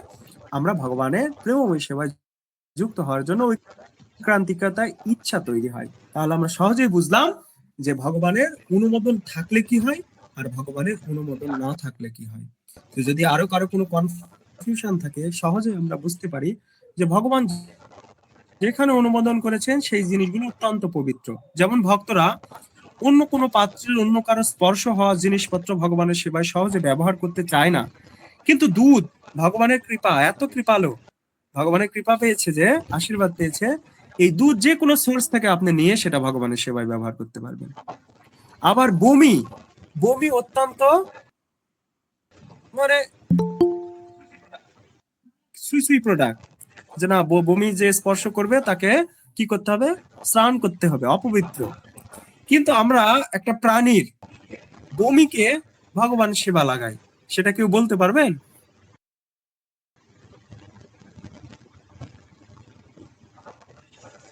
আমরা ভগবানের সেবায় লাগাই, বা কোন জীবের বমি মানে পাকস্থলী থেকে বের হওয়া আবার একটা জিনিস, সেটা আমরা ভগবানের সেবায় লাগাই। হরে কৃষ্ণ প্রভু, মধু ওইটা। হরি বল। তো আমরা মধু, এটা কি করে? মৌমাছি প্রত্যেকটা ফুলে ফুলে ঘুরে মধুটা সংগ্রহ করে, তারপরে তার পেটের ভিতর যাওয়ার পরে একটা এনজাইম মিশ্রিত হয় এবং সেখানে এত দিব্য গুণাবলী তৈরি হয়, সেটা আবার কি করে? চাকের ভিতর সে জমিয়ে রাখে, পরবর্তীতে খাবে, অথবা তার সন্তান সন্তানাদি যারা তৈরি হবে তারা যেন এখান থেকে এই মধুটা গ্রহণ করতে পারে। তা আমরা দেখি এটা বিশেষ কৃপাপ্রাপ্ত মধু, সমস্ত মাঙ্গলিক কর্মে ব্যবহার হয়। আবার হাড়, এটা অত্যন্ত অপবিত্র, কিন্তু আমরা দেখি শঙ্খ, শঙ্খ অত্যন্ত পবিত্র, ভগবানের সেবায় এটা ব্যবহার হয়। আমরা দেখি চামড়া, চামড়া অপবিত্র, কিন্তু যখন মৃদঙ্গ বানানো হয় তখন এটা অত্যন্ত পবিত্র এবং নিত্যানন্দ প্রভুর প্রকাশ হয়ে যায় তখন। ঠিক এইরকম ভগবান যেটাই যেটাই অনুমতি প্রদান করেছেন সেটা আমাদের জন্য মঙ্গলকর। তো এই কারণে আমাদের কি করতে হবে, এই ভগবানের মঙ্গলকর বিষয়গুলো আমাদের ভগবানের সেবায় ব্যবহার করতে হবে। আমরা এই হরিনাম সম্পর্কে এত মাহাত্ম্য যে বলছি, হরিনাম আসলে কি? এটা হলো একটা সংস্কৃত শব্দ, আর এটার অর্থ রয়েছে। অর্থটা কি? হরে কৃষ্ণ কৃষ্ণ কৃষ্ণ হরে হরে, হরে রাম রাম রাম হরে হরে। এখানে তিনটা নাম রয়েছে, একটা হরে, একটা কৃষ্ণ, আর একটা হলো রাম। তো হরে মানে কি? হরে হলো শ্রীমতী রাধারানী, ভগবানের আহ্লাদিনী শক্তি। ভগবানের তিনটা শক্তি, অন্তরঙ্গা শক্তি, বহিরঙ্গা শক্তি আর তথাস্থ শক্তি। এই অন্তরঙ্গা শক্তিকে আহ্লাদিনী শক্তি বলা হয়, যেটা ভগবানের ধাম পরিচালিত হয় এই শক্তির দ্বারা। আর বহিরঙ্গা শক্তির দ্বারা এই জড়জগৎ পরিচালিত হয়। এবং তথাস্থ শক্তি, এই মানুষ রূপে আমরা যারা জন্মগ্রহণ করেছি তারা ভগবানের তথাস্থ শক্তি যান। তারা চাইলে ভগবানের অন্তরঙ্গা শক্তিতেও থাকতে পারে, চাইলে বহিরঙ্গা শক্তিতেও থাকতে পারে। এই হরিনামের মধ্যে তিনটা শব্দ, হরে, কৃষ্ণ এবং রাম। তো কৃষ্ণকে, কৃষ্ণ হলো সর্বাকর্ষক ভগবান শ্রীকৃষ্ণ, আর রামকে পরম আনন্দদায়ী শ্রী বলরাম বা রাম। তো হরে নাম, হরে কৃষ্ণ মহামন্ত্রের অর্থ কি? বাংলা অর্থ কি? হে শ্রীমতী রাধারানী, ভগবানের আহ্লাদিনী শক্তি। হে সর্বাকর্ষক ভগবান কৃষ্ণ, হে পরম আনন্দদায়ী শ্রী বলরাম, কৃপা করে আমাকে আপনাদের ভক্তিযুক্ত সেবায় নিয়োজিত করুন।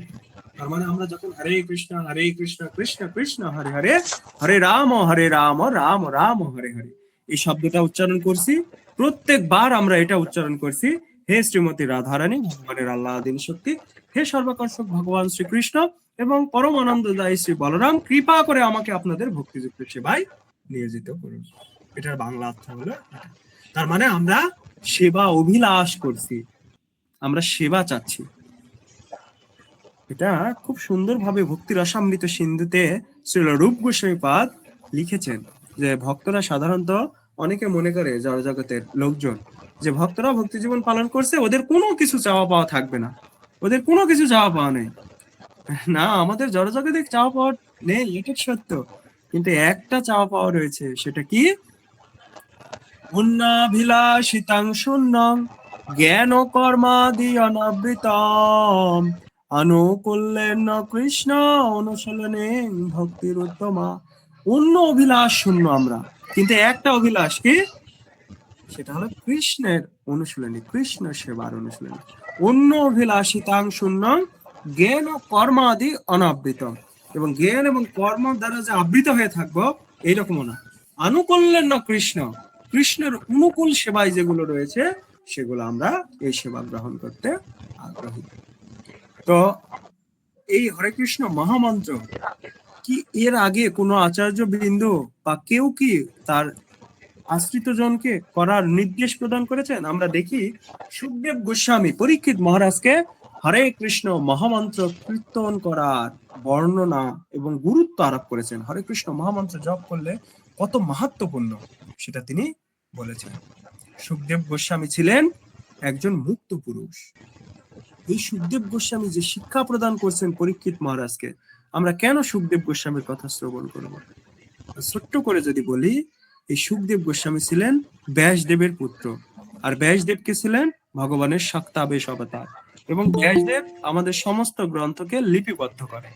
তিনি দেখেন, তিনি ত্রিকালজ্ঞ পুরুষ ছিলেন, অতীত বর্তমান এবং ভবিষ্যৎ বলতে পারতেন। তো এই ব্যাসদেব তিনি যখন দেখলেন কলিযুগের মানুষের মন্দ গতি মন্দ ভাগ্য হবে, কেউ শুনে মনে রাখতে পারবে না, 1000 কথা শুনবে, 10টা কথা মনে থাকবে। কালকের আগের দিন সকালে কি দিয়ে খাবার খেয়েছে যদি এখানে 50 জনকে জিজ্ঞেস করা হয়, আমাকে জিজ্ঞেস করেন, আমি পারবো না। এসব পারবে? তো এইরকম কেউই পারবো না। তো এই 2 দিন আগের সকালে কি দিয়ে খাবার খেয়েছি সেটাই আমরা বলতে পারি না। তো আমরা এই হাজার হাজার বছর আগে কি আর এই শাস্ত্র গ্রন্থ কি করে মনে রাখবো? তো তো এটা চিন্তা করে ব্যাসদেব সমস্ত শাস্ত্র গ্রন্থকে তিনি খুব সুন্দরভাবে লিপিবদ্ধ করেন। তো এই ব্যাসদেবের পুত্র ছিল সুখদেব গোস্বামী। তিনি মায়ের পেটের ভিতরে যখন ছিলেন তখন 16 বছর তোর মায়ের পেটের থেকে বের হচ্ছেন না। তো ব্যাসদেব প্রার্থনা করছে, হে পুত্র, তুমি পেটের ভিতর থেকে বের হও, তোমার সাথে যে আমাদের বাৎসল্য রস, সন্তান কোলে নিব, আদর করব, সে রসটা আমরা একটু আস্বাদন করার সুযোগ লাভ করি। কিন্তু তার পুত্র ব্যাসদেব সুখদেব গোস্বামী তিনি মায়ের পেটের থেকে বের হতে চাচ্ছেন না। কেন যাচ্ছেন না? বলছেন, বাবা, এই পৃথিবী হলো ত্রিগুণের মধ্যে রয়েছে, সত্য এবং রজ এবং তমগুণ। তো আমি এই 3 গুণের মধ্যে যেতে চাই না। আমি ভগবান কৃষ্ণের মহান ভক্ত হতে চাই এবং 3 গুণকে অতিক্রম করে শুদ্ধ সাত্ত্বিক গুণে থাকতে চাই। তো এই অভয় যদি দিতে পারেন তাহলে আমি বের হব। তখন বলছে, বাবা, আমি তোমাকে অভয় দিলাম, তুমি বের হও। তখন বাবাকে বলছে, বাবা, তুমি তো 3 গুণে রয়েছে, তুমি কি করে আমাকে অভয় দিতে পারো? তো এমন একজনকে নিয়ে এসে আমাকে অভয় দাও যিনি এই 3 গুণের অতীত। তখন ব্যাসদেব বললেন, এটা ভগবান কৃষ্ণ ছাড়া আর কেউ নেই 3 গুণের অতীত। তো তুমি নিশ্চিন্তে থাকো, আমি ভগবান কৃষ্ণকে নিয়ে এসেই তোমাকে অভয় দেব।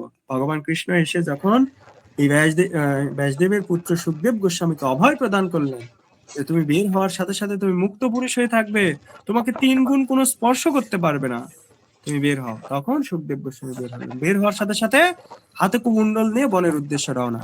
পিছনে তার পিতা ব্যাসদেব ডাকছে, পুত্র, পুত্র, তোমার সাথে আমি বাৎসল্য সুখ আস্বাদন করতে চাই, আমি তোমাকে কোলে নিতে চাই, আদর করতে চাই। কে শুনে কার কথা? না বাবা, আমি 3 গুণের মধ্যে যেতে চাই না, আমি শুদ্ধ সাত্ত্বিক গুণে থাকবো, আমি তপস্যা করব ভগবানের। এই মহান ব্যক্তি হলো সুখদেব গোস্বামী, যিনি যখন এক বনে সাধনা করতেন আর লোকালয়ে আসতেন, শুধুমাত্র সেই বেলার আহারের মতো কোন আহার আদি যদি কেউ ভিক্ষা প্রদান করতেন, সেটা তিনি নিয়ে সেখান থেকে চলে যাচ্ছেন। গাভীর দুধ দোহনের যে সময়কাল, সেই স্থিতিকালের সময় পর্যন্ত তিনি সেখানে অবস্থান করতেন, এরপরে স্থান ত্যাগ করতেন। তো এই পরীক্ষিত মহারাজ যখন গঙ্গার তীরে উপবেশন করে সমস্ত ঋষিদের কাছে জিজ্ঞেস করছেন যে 7 দিন পরে আমার তক্ষক দংশনে মৃত্যু হবে, সর্প দংশনে মৃত্যু হবে, আমার কি করা কর্তব্য, আপনারা আমাকে পরামর্শ দিন। তখন সবাই সুখদেব গোস্বামীর কথা বলছিল, আর সুখদেব গোস্বামী তখন লোকালয় থেকে সেই গঙ্গার তীরে আসছেন। আর পিছনে পিছনে ছোট বাচ্চারা বলছে, এটা পাগল, পাগল, দেখো তার চুল কত এলোমেলো, তার বসনে গায়ে কোনো বসন নেই, সবাই থুতু দিচ্ছে, কেউ ইট মারছে, কেউ পাথর ছুঁড়ছে, কেউ বকাঝকা করছে, কেউ ঠাট্টা মস্করা করছে, সবাই বাচ্চারা পিছনে ঘুরছে। আমরা হাতি বের হলে যে এরকম সবাই ঘুরে না, দেখো দেখো হাতি হাতি, ঠিক ওই রকম করে ঘুরছে। তো বাচ্চারা তাকে পাগল মনে করছে। আর সুখদেব গোস্বামী নির্বিকার, কে কি মনে করলো, কোনো কিছু নির্বিকার সে। কিন্তু যখন সে পরীক্ষিত মহারাজের সবাই আসলো, তখন সবাই দাঁড়িয়ে তাকে 60,000 মুনি ঋষিরা স্যালুট প্রদান করছে, প্রণতি নিবেদন করছে, সম্মান প্রদর্শন করছে, আর তাকে সর্বোচ্চ আসন প্রদান করা হলো এবং রাজা পরীক্ষিত মহারাজ তার পদধৌত করে দিচ্ছে। এটা দেখে ওই যারা পিছনে পিছনে ধাপিত হয়েছিল বাচ্চা কাচ্চারা বলছে, ওরে বাবা, এ তো সাধারণ কেউ নয়, সবাই এত সম্মান প্রদর্শন করছে, ভয়ে সবাই দৌড়। তো তখন সেখানে সে সবাই কিন্তু নারদ মুনি উপস্থিত ছিল, ব্যাসদেব স্বয়ং উপস্থিত ছিল, অনেক দেবতারা সেখানে উপস্থিত ছিল, এমনকি দেবরাজ ইন্দ্র স্বয়ং সেখানে অমৃতের কলস নিয়ে যে বলে সুখদেব গোস্বামীকে যে, সুখদেব গোস্বামী, কৃপা করে আপনি পরীক্ষিত মহারাজকে এই অমৃত প্রাণ করিয়ে দিন, তাহলে সে অমরত্ব লাভ করবে, কোনো তক্ষক দংশনে মৃত্যু হবে না। আর আপনি আমাদের দেবতাদের ভাগবত শ্রবণ করা। তখন সুখদেব গোস্বামী বলেছে, তোমরা হটো, তোমাদের শ্রদ্ধা নেই, তোমরা রজগুণে বেশি থাকো, আর তোমরা ভোগ বিলাসে মত্ত হও, তোমাদের ভাগবত শ্রবণ করার যোগ্যতা নাই, তোমাদের ভাগবত শ্রবণ করাবো না। আমি পরীক্ষিত মহারাজকে এবং এই মুনি ঋষি যারা রয়েছে তাদেরকে ভাগবত শ্রবণ করাবো। তো সেই সভায় তিনি সুখদেব গোস্বামী পরীক্ষিত মহারাজকে অনেক প্রশ্নের উত্তর দিচ্ছেন, পাশাপাশি হরে কৃষ্ণ মহামন্ত্র জপ এবং কীর্তন করার গুরুত্ব আরোপ করেছেন। আমরা দেখি ভগবান শ্রীকৃষ্ণ অর্জুন মহাশয়কে বলেন যে, কেউ যদি আমার এই দিব্য নাম কীর্তন করে, নিরন্তর করে, তাহলে সে আমার দিব্য সান্নিধ্য অনুভব করবে। এমনকি জড়জগতে কেউ যদি নিষ্ঠার সাথে হরে কৃষ্ণ কৃষ্ণ কৃষ্ণ হরে হরে, হরে রাম রাম রাম হরে হরে, এই নাম কীর্তন ঐক্রান্তিকতার সাথে স্পষ্ট করে উচ্চারণ করে কর্ণ দিয়ে শ্রবণ করে কেউ যদি জপ করতে পারে, তাহলে এই জগতেই ভগবানের দিব্য সান্নিধ্য সে অনুভব করতে পারবে পারবে পারবে, এটা গ্যারান্টি। এই হরিনাম জপ করলে ভগবানের দিব্য সান্নিধ্য লাভ করা যায়। এটা পদ্ম পুরাণেও খুব সুন্দর ভাবে বলা হয়েছে। ভগবান আরো বলেছেন যে কেউ যদি আমাদের নাম এবং আমার জন্ম কর্ম সম্পর্কে কেউ যদি জানে, তাহলে সে আমার ধাম লাভ করতে পারে। বহু নাম জন্ম নামান্তে জ্ঞানবান মাম প্রপদ্যতে বাসুদেব সর্বমিতি স মহাত্মা সুদুর্লভ।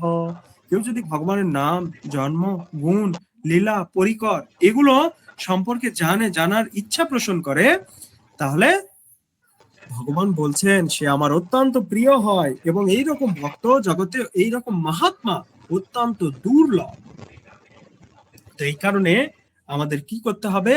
এই হরিনাম জপ করতে হবে। এবং হরিনাম এই যে শব্দ তরঙ্গ, এটা হলো চিন্ময় আধ্যাত্মিক শব্দ তরঙ্গ, যা মানুষের শরীরে হিল্লোল, কম্পন, নৃত্য এবং আনন্দের উৎপন্ন করে। একজন যতই দুঃখ কষ্টে থাকুক, যখন হরিনাম কীর্তন শ্রবণ করবে, দেখবে সমস্ত দুঃখ কষ্ট দূরীভূত হয়ে যায়। কিন্তু এটা জপ করার সময় 3টে সত্য রয়েছে, এই 3টে সত্য মেনটেন করে জপ করতে হবে। যদিও আমি সেটা পারি না, কিন্তু আপনারা খুব সুন্দর করে জপ করছেন, এটা আমার জন্যই আমি বলছি। সেই 3টা সত্য কি? প্রথমে বি অ্যালোং, তার একাকী মনে করতে হবে, হে ভগবান আপনি ছাড়া এই পৃথিবীতে আমার কেউ নেই প্রভু, আপনি আমার একমাত্র পরম প্রভু, আপনি একমাত্র জীবের প্রকৃত শরীর। তো জপ করার সময় সে একাকী অনুভব করবে এবং সামনে ভগবান শ্রীকৃষ্ণ ছাড়া আর কেউ নেই, এই চিন্তা করবে। কেননা শ্রীল প্রভুপাদ তার জীবনী থেকে দেখিয়েছেন যে যদি আমাদের টাকা পয়সা, ধন দৌলত, তথ্য সম্পদ না থাকে, তাহলে সন্তান আমাকে ত্যাগ করে দিবে। সন্তানের যদি না থাকে, পিতামাতা তাকে ত্যাগ করে দেয়, তার স্বামী তাকে ত্যাগ করে, তাকে স্ত্রী তাকে ত্যাগ করে। জগতে সন্তান, টাকা পয়সা না থাকলে কেউ দেখে না। প্রভুপাদ বলেছেন একবার দুঃখ করে, অর্থহীন দেখি মরে ছাড়িল সবাই, আত্মীয় স্বজন আর বন্ধুজন ভাই, দুঃখ হয় হাসি পায়, একা বসে হাসি, মায়ার সংসারে আমি কাকে ভালোবাসি। যখন প্রভুপাদ গ্রন্থ প্রচার করবেন, কেউ তাকে সাহায্য করছে না, কেউ সাহায্য করছে না, তখন তিনি বসে এই কবিতা রচনা করছেন। কিন্তু তিনি কি? কৃষ্ণকে ভালোবাসেন, কৃষ্ণকে আলিঙ্গন করছেন, তার গুরু মহারাজের দেওয়া বাক্যকে তিনি বেদ বাক্য রূপে স্বীকার করে কৃষ্ণ ভক্তি প্রচার করেছেন, তাই কৃষ্ণ তাকে সাহায্য করেছে। তাহলে প্রথমে আমাদের বি অ্যালোং, একাকী থাকতে হবে। দ্বিতীয় হলো বি অ্যালার্ট, আমাদের সব সময় সতর্ক থাকতে হবে।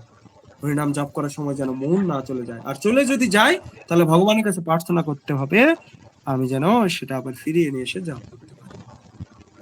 এবং সমস্ত রকমের জড়জগতের চিন্তা বাদ দিয়ে হরিনাম জপ করতে হবে। তাহলে বি অ্যালাং, বি অ্যালার্ট, আর বি অ্যালার্ট, বি অ্যালং এবং বি হ্যাংরি, আমাদের ক্ষুধার্তের মতো জপ করতে হবে। যদি আমার অনেক দিন ধরে খাবার পাইনি, অন্ন ডাল সবজি পাইনি, তাহলে যখন আমার সামনে অন্ন ডাল সবজি আসবে, তখন আমি কিভাবে গ্রহণ করি? যেখানে শাস্ত্রে বলা হয়েছে কমপক্ষে 30 বার একটা খাবারে, একটা অন্নে, একটা ফলে 30 বার আমাকে করে এই 2 পাটি ম্যান্ডেলা এবং ম্যাকজিবল নড়িয়ে খাবারকে নরম করে তারপরে গিলতে হবে। তো তখন আমি অনেকদিন ধরে অভুক্ত রয়েছে, কিসের এতবার মানে চাবানো, আমার সাথে সাথে পাওয়ার সাথে সাথে গলাৎকরণ করা শুরু করে দিই। ঠিক এইরকম হরিনাম জপ করতে হবে, এইরকম ক্ষুধার্তের মতো করে। কেউ যদি বি অ্যালোং, একাকী ভাবে, বি অ্যালার্ট অর্থাৎ অত্যন্ত সতর্কতার সাথে, এবং বি হ্যাংরি অত্যন্ত ক্ষুধার্তের মতো জপ করতে পারে, তাহলে এই জীবনে, এই সময়ে, এক্ষুনি সে দিব্য আনন্দর রস আস্বাদন করতে পারবে। যে প্রেম হইতে হয় সেবা শুকরস, সেই প্রেম হইতে হয় নিজে কৃষ্ণ বশ। ভগবান কৃষ্ণ তার বশীভূত হয়ে যাবেন। তা আমাদের এই জন্য কি করা উচিত? ঠিক এইভাবে আমাদের জপ করা উচিত, যাতে আমরা ঐক্রান্তিকতার সাথে, নিষ্ঠার সাথে, নিষ্কপট ভাবে এই হরে কৃষ্ণ মহামন্ত্র জপ করতে পারি। এটা জপ করতে পারলে অত্যন্ত আনন্দ, অত্যন্ত আনন্দ, অত্যন্ত আনন্দ লাভ করতে পারবো, এটা গ্যারান্টি। তো আমরা হরিনাম এইভাবে জপ করব। আর শাস্ত্রে বিশেষ করে চৈতন্য চরিতামৃতে এই হরিনামের উপর এত মাহাত্ম্য বলা রয়েছে। আমরা যে কীর্তন করি, এই কীর্তন সম্পর্কে বলা রয়েছে, গৌর নাচে নিতাই নাচে, নাচে জগায় মাধায়, সংকীর্তনে যোগ না দিলে কোনো রক্ষা নাই। গৌর নাচে নিতাই নাচে, নাচে জগায় মাধায়, যদি সংকীর্তনে যোগ না দিই আমাদের কোনো রক্ষা নেই। তো আমাদের কি করতে হবে? প্রতিনিয়ত এই হরিনাম জপের সাথে সংযুক্ত হবে। যারা স্টুডেন্ট রয়েছেন, বিশেষ করে আমাদের সেই সকল প্রভু এবং মাতাজিদের চরণে মিনতি, আপনারা কৃপা করে 2 মালা হোক 4 মালা হোক জপ করবেন। 24 ঘন্টায় একদিন আমরা যদি 1 মিনিট করে ঘন্টায় ভগবানকে দিই, তাহলে 24 মিনিট জপ করতে, 2 মালা জপ করতে সর্বোচ্চ 9-9 18 মিনিট লাগবে। আর কয় মিনিট থাকলো? আরো 6 মিনিট থাকলো। এই 6 মিনিট আপনার কাছে ব্যবহার করুন, ন্যূনতম 2 মালা জপ করুন।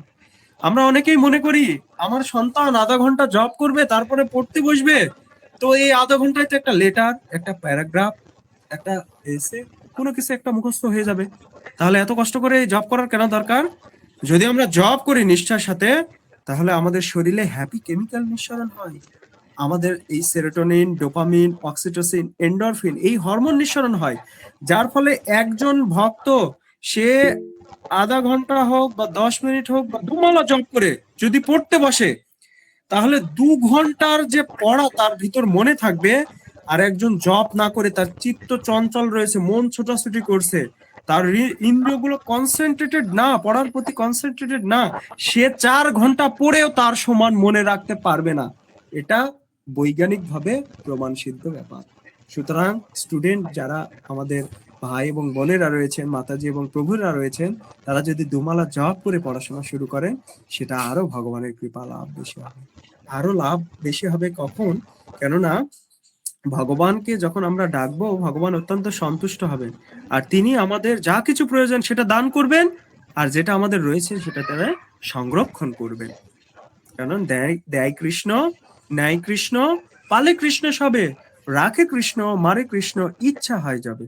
ভগবান বলেছে, সর্বস্ব চাহম হৃদি সন্নিবিষ্টা, মত্ত স্মৃতি জ্ঞানমপহনমসা। সর্বস্ব চাহম হৃদি সন্নিবিষ্ট, আমার হৃদয় থেকে সবকিছু প্রকটিত হয়েছে। আমার কৃপাতেই কেউ ভুলে যায়, আমার কৃপাতেই মনে থাকে, আমার কৃপাতেই স্মৃতি জ্ঞান বিলোপ হয়ে যায় সব। তো আমাদের এই জন্য প্রত্যেকটা কাজে ভগবানকে স্মরণ করতে হবে। তো আপনারা সবাই করছেন, আপনারা আশীর্বাদ করবেন, আপনাদের পদাঙ্ক অনুসরণ করে আপনাদের মতো নিষ্ঠাপরায়ণ হয়ে ঐক্রান্তিকতার সাথে আমি যেন ভগবানের সেবা পূজায়, প্রেম ভক্তির সাথে ভগবানের সেবা পূজায় যুক্ত থাকতে পারি। তো আজকে যেহেতু সময় হয়ে গিয়েছে, আজকে হরিনামের মাহাত্ম্য নিয়ে আলোচনা করলে সুদূর প্রসারে আলোচনা, এটা আমার মতো ভক্ত অতটা উপলব্ধিও করতে পারি না, অতটা আমি ভগবানের প্রেমময়ী সেবায় যুক্তও থাকতে পারি না। হয়তো আমি এটা পারছি না, কিন্তু আমাদের ভিতর ইসকনে হাজার হাজার ভক্ত রয়েছে, যারা এই হরিনামের মাহাত্ম্য যদি বর্ণনা করে, যে কোনো পাষাণ হৃদয় গলে ভগবান সেখানে অধিষ্ঠান করবে, রাধারানী সহ তার জীবন নিত্য করবেই করবে। তো আমাদের জানি প্রভু যে মহান উদ্যোগ গ্রহণ করেছেন, সেখানে আমরা সবাই যুক্ত থেকে তাকে সহযোগিতা করছে। আপনারা যারা যুক্ত রয়েছেন প্রত্যেকের শ্রীচরণে আমার প্রণাম, যে আপনারা ভগবানের মহান ভক্ত, আপনারা এতটা সময় আজকে এখানে দিয়েছেন, এবং আমার মতো একজন কনিষ্ঠ ভক্তের আপনারা মুখে থেকে এই হরিনামের মাহাত্ম্য শ্রবণ করলেন। তো এই মাহাত্ম্যে অনেক ভুল ত্রুটি ছিল মানে আমার আলোচনায়, তো সেটার জন্য আমি ক্ষমা সুন্দর দৃষ্টিতে দেখার জন্য সবার শ্রীচরণে অনুরোধ রাখছি, এবং সকলের সুস্বাস্থ্য, দীর্ঘায়ু এবং কৃষ্ণ ভাবনামৃত জীবন কামনা করে একবার হরিনামের মাধ্যমে আজকের পাঠ আলোচনা আমি বিশ্রামে রাখছি। জয় শ্রীকৃষ্ণ চৈতন্য প্রভু নিত্যানন্দ, শ্রী অদ্বৈত গদাধর শিবাসাদি গৌর ভক্ত বৃন্দ। হরে কৃষ্ণ কৃষ্ণ কৃষ্ণ হরে হরে, হরে রাম রাম রাম হরে হরে। জগৎগুরু শ্রীল প্রভুপাদ কি জয়, পতিত পাবন গুরু মহারাজ কি, রাধা মাধব শ্যাম সুন্দর গিরি গোবর্ধন কি জয়, জয় নিতাই গৌর প্রেমানন্দে হরি হরি বল। তো যদি আজকের পাঠ থেকে কারো কোনো প্রশ্ন থাকে, কৃপা করে হ্যান্ড রাইজ করুন আমাদের মাঝে। উপস্থিত রয়েছেন এস.কে কিষান প্রভু। হরে কৃষ্ণ, প্রণাম প্রভু।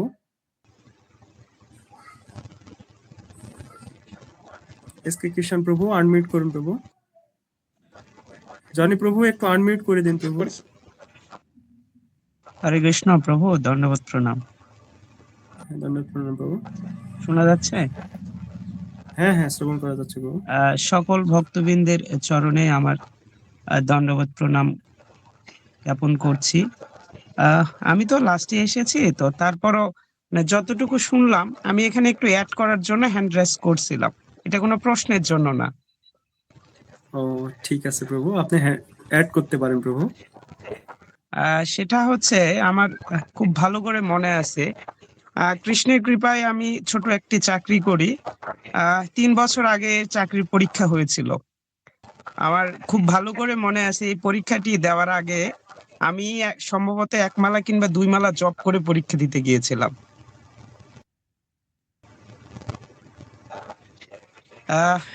কৃষ্ণের কৃপায় সেই পরীক্ষা দেওয়ার আমার জীবনের প্রথম ভাইবা ছিল সেটা, এবং ওই চাকরিটাই আমি এখন করতেছি। এই জন্য যারা স্টুডেন্ট আছে বা গার্জেন আছে, তাদের আসলে এটা একটা উদাহরণ হিসেবে আপনারা নিতে পারেন, যে আপনারা যদি কোনো কাজ শুরুর পূর্বে বা কোনো কাজ করার আগে যদি ভগবানের নাম যুক্ত করেন বা জব করে যান, এটাতে আপনাদের কখনো লস হবে না। হ্যাঁ, এতটুকুই প্রভু। হরে কৃষ্ণ, ধন্যবাদ প্রণাম। হরি বল, অসংখ্য ধন্যবাদ প্রভু। খুব সুন্দর, মানে বাস্তব জীবনের উদাহরণ দিয়ে প্রভু আমাদের বুঝাইলেন। তো এস.কে কিষান প্রভু এখন তিনি শিক্ষকতা পেশায় রয়েছেন এবং নিষ্ঠার সাথে তিনি হরিনাম জপ করছেন, সাথে সমস্ত পরিবারের পিতামাতাকে নিয়ে তিনি কৃষ্ণ ভক্তি যাজন করছেন এবং মঙ্গল আরতি, ভগবানের সেবা পূজা, ভক্তদের মাঝে প্রচার, বিভিন্ন সেবায় তিনি যুক্ত রয়েছেন। তো আমরা প্রভুর পারমার্থিক কল্যাণ সাধন করি। প্রভু যে মঙ্গল আরতি করছেন, ভগবানের ভোগ লাগাচ্ছেন এবং নিষ্ঠার সাথে 16 মালা জপ করছেন এবং প্রচার করছেন, সেটা যেন আরো দৃঢ়তার সাথে করতে পারেন এবং ভগবানকে সন্তুষ্ট করে এই জীবনে ভগবৎধামে ফিরে যেতে পারেন। এবং আমাদের মতো যারা, আমার মতো যারা অধঃপতিত আছে, তাদের যেন কৃষ্ণ ভক্তিতে উৎসাহ প্রদান করে আরেকটু আগিয়ে নিতে পারেন। হরে কৃষ্ণ, অসংখ্য ধন্যবাদ প্রভু। তো আমরা চলে যাব আমাদের জনি প্রভুর কাছে। হরে কৃষ্ণ প্রভু।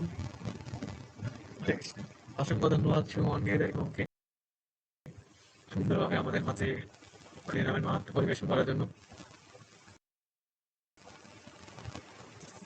যত প্রভুর ক্লাস শুনতেছি, হরিনামের মাহাত্ম্য যত শ্রবণ করতেছি, তত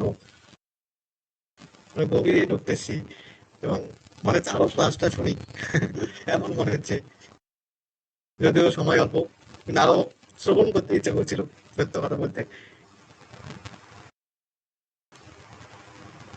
অসংখ্য ধন্যবাদ প্রভুকে। কারো কি আর কোনো প্রশ্ন আছে?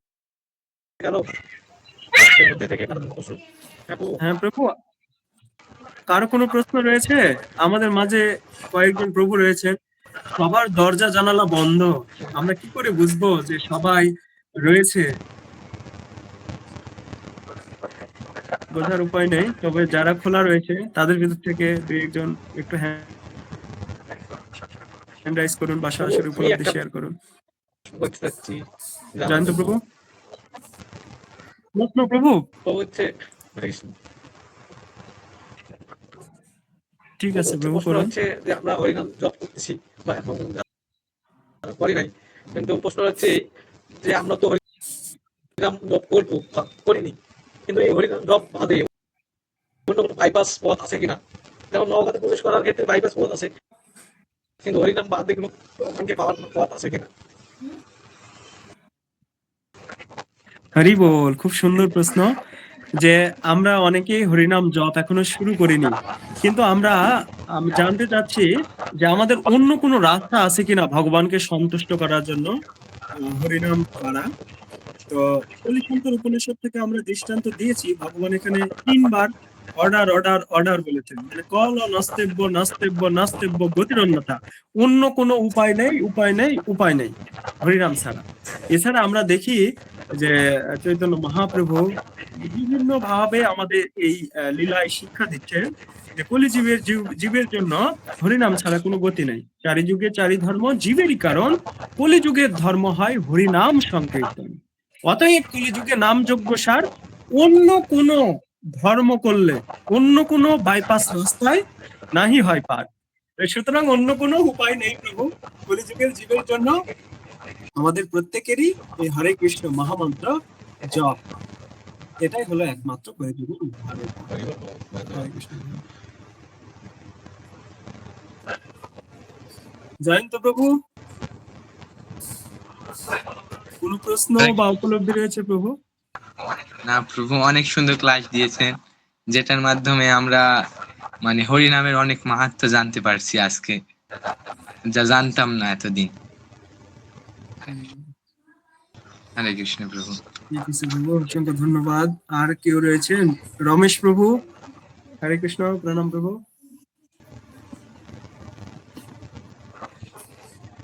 রমেশ প্রভু, আনমিউট করুন প্রভু।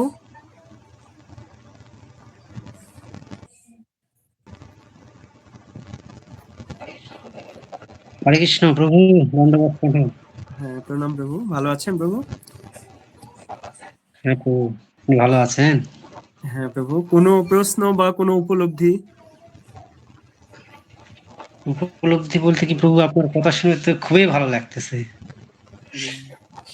সত্যি হচ্ছে, আমার মাতাজি সম্পর্কে একটু বলেন প্রভু।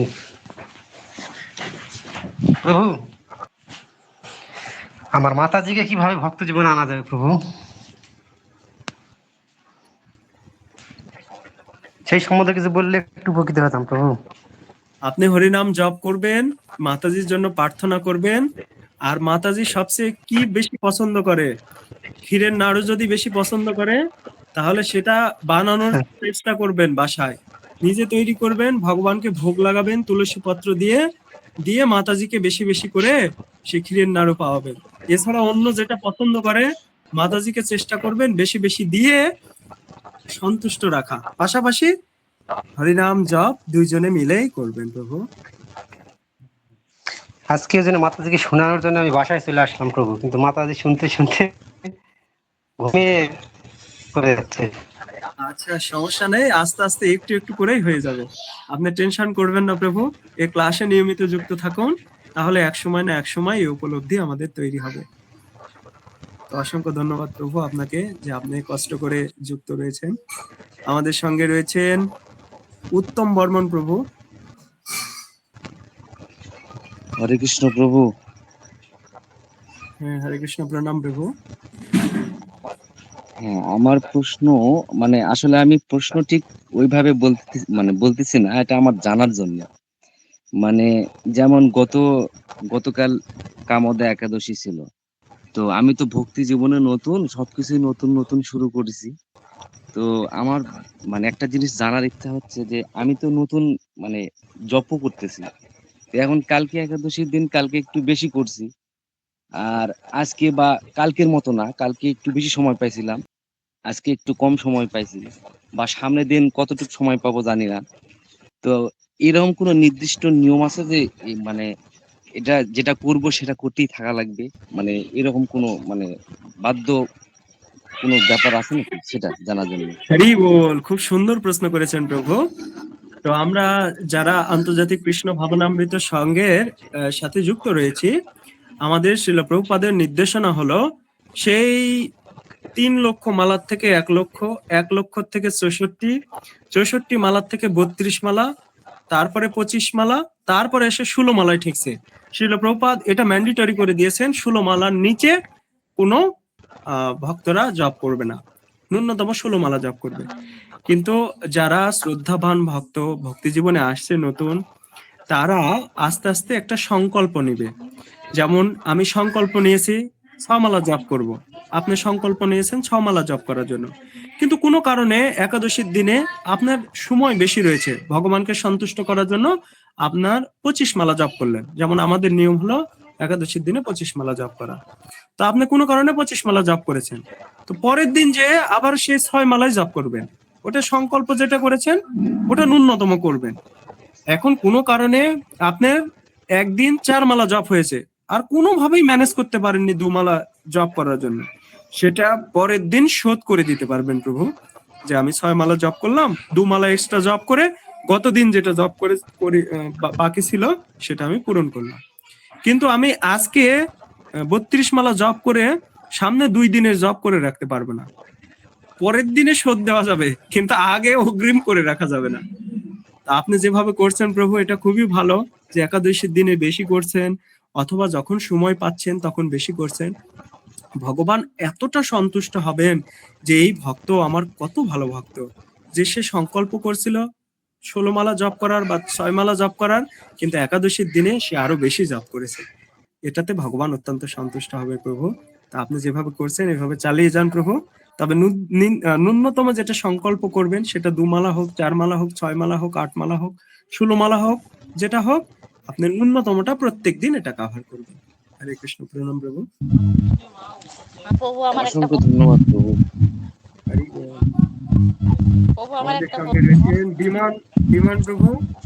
হ্যাঁ, আমার একটা প্রশ্ন, যে ওই যে আমরা হচ্ছে যে মালাটা করব, মালাটা মানে হয়তো যে মালা 16 মালার উপর মালা করলাম, তখন সাক্ষীর কাঠিটা কি উঠাবো বা নামাবো না কি করব সাক্ষীর কাঠি? হরি বল। তো চৈতন্য মহাপ্রভুর যে চৈতন্য চরিতামৃতে বলা হয়েছে, আমরা যে সাধন ভোজন করি ভগবান হৃদয় থেকে সেটা দর্শন করে। মনের কথা জানে গৌরা কেমনে দিবে থাকি। মনের হৃদয়ের ভিতর ভগবান গৌরাঙ্গ মহাপ্রভু অবস্থান করতেন, আমার সবকিছু জানেন। তবে হরিনাম জপ করার সময় আমাদের সংখ্যামালা নির্বন্ধ করিয়া জপ করতে হয়, মানে জপ ফলিতে জপ করতে হয়, এবং সংখ্যামালা নির্দিষ্ট সংখ্যক সংখ্যামালা জপ করতে হয়। তো আমি প্রত্যেকদিন 16 মালা জপ করি, কিন্তু একাদশীর দিনে আপনি যেটা করছেন যে 25 মালা আমি জপ করলাম, তাহলে কাঠি কি আমাকে ঘুরাইতে হবে? হ্যাঁ, আপনি কাঠি ঘুরাবেন 25 মালা পর্যন্তই, এই কাঠিটা ঘুরাবেন। কেননা না হলে আপনার মনে থাকবে না 16 মালার পরে যে 25 মালা হইলো সেটা আপনার মনে থাকবে না। এই কারণে আপনি করবেন। তো পরের দিনে যে কি করবেন, পরের দিনে যে আবার সেটা ঠিক করার জন্য আপনার কাঠি উপরে নিচ যদি করতে হয় সেটা আপনি আবার করবেন। এটাই জানার ইচ্ছা ছিল কয়েকদিন থেকে। আমি আবার করি বাড়তি মালা মানে 16 মালা করে প্রতিদিন করি, করে আর হয়তো 2 ফেরা অথবা 4 ফেরা যেটা পারি করি, কিন্তু ওই কাঠিটা উঠার নামান করি না। এটা আমার একজনের থেকে শুনলাম, তো বলছে না করা লাগবে। আমি আচ্ছা শুনবো নি, সোমবারে ক্লাস হবে। হরি বল মাতা। আপনি যে 2 মালা বা 4 মালা অতিরিক্ত জপ করেন, এটা আমাকে অত্যন্ত অনুপ্রেরণা প্রদান করে। আমিও যেন আপনার মতো এই 2 মালা বা 4 মালা এক্সট্রা করতে পারি। তবে আপনি যদি এই মালাটার কাঠি উঠাবেন সমস্যা নাই, কিন্তু আপনি নির্দিষ্ট সংখ্যক 16 মালা জপ করার পরে আপনি অজস্র জপ করলেন, কাঠি উঠালেন না, সেটাও অপরাধের কিছু নেই, কারণ আপনি যা জব করবেন সেটা ভগবান গ্রহণ করছে। কিন্তু আপনার নিজেই সুবিধার্থে আপনি কয় মালা জব করলেন। যেমন আমাদের জব রিপোর্ট থাকে, একটা গ্রুপ আছে ব্যাঙ্গালোর মধ্যে, সেই গ্রুপে আমাদের রিপোর্ট দিতে হয়, এবং প্রত্যেকদিন এই জব রাধা মাধব, ভগবান রাধা মাধব, নৃসিংহদেব, পঞ্চতত্ত্ব, জগন্নাথ দেব, বলরাম দেব, সুভদ্রা মহারানী মানে অর্পণ করা হয় প্রত্যেকদিন নির্দিষ্ট সংখ্যক। যেমন আপনি 16 মালা জপ করেছেন, 18 মালা জপ করলেন, তাহলে আপনি লিখে দিলেন, সেটা সেই মালায় ভগবানের চরণে অর্পণ। এটা জানার ইচ্ছা ছিল, আমরা মালাটা নির্দিষ্ট এটা জানার ইচ্ছা ছিল। আরেকটা প্রশ্ন আমার ছিল, এই যে মহাপ্রভুর ভোগ যখন হয়, আমরা দর্শন করি, কীর্তন হয়, যে যে আমরা সাধারণ সদস্য যে ফুল ছিটাই জনগণ, এটা কি সঠিক নাকি? এটা তো ফুলটা তো দিতে হবে মহাপ্রভুর চরণে, কিন্তু আমরা এখান থেকে ছুঁড়ে মারলাম, কত লোকের চরণে পড়ে গেল, এটা কি ভুল নাকি সঠিক?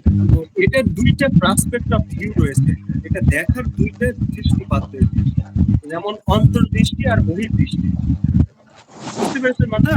তো অন্তর্দৃষ্টি হলো যেটা, সেটা আমরা যত সুগন্ধিযুক্ত ফুল রয়েছে আমরা সর্বপ্রথম ভগবানের শ্রীচরণে অর্পণ করব, এবং সেটা গ্রহণ করার তারপরে প্রসাদী রূপে ভক্তরা সেটা নাকে নিয়ে গ্রহণ করতে পারে। কিন্তু কোনো কারণে যখন আমরা ফুল কারো কাছে ছিটিয়ে দিচ্ছি, যেমন ভগবানের চরণে ছিটিয়ে দিচ্ছি, এগুলো পর্যন্ত যাচ্ছে না, তার আগে অন্য কারো চরণে পতিত হচ্ছে, আমাদের তাহলে অনেক লোকের চরণে পড়ছে, এটা চরণে পড়ছে। এটা দুইটা ভিউ।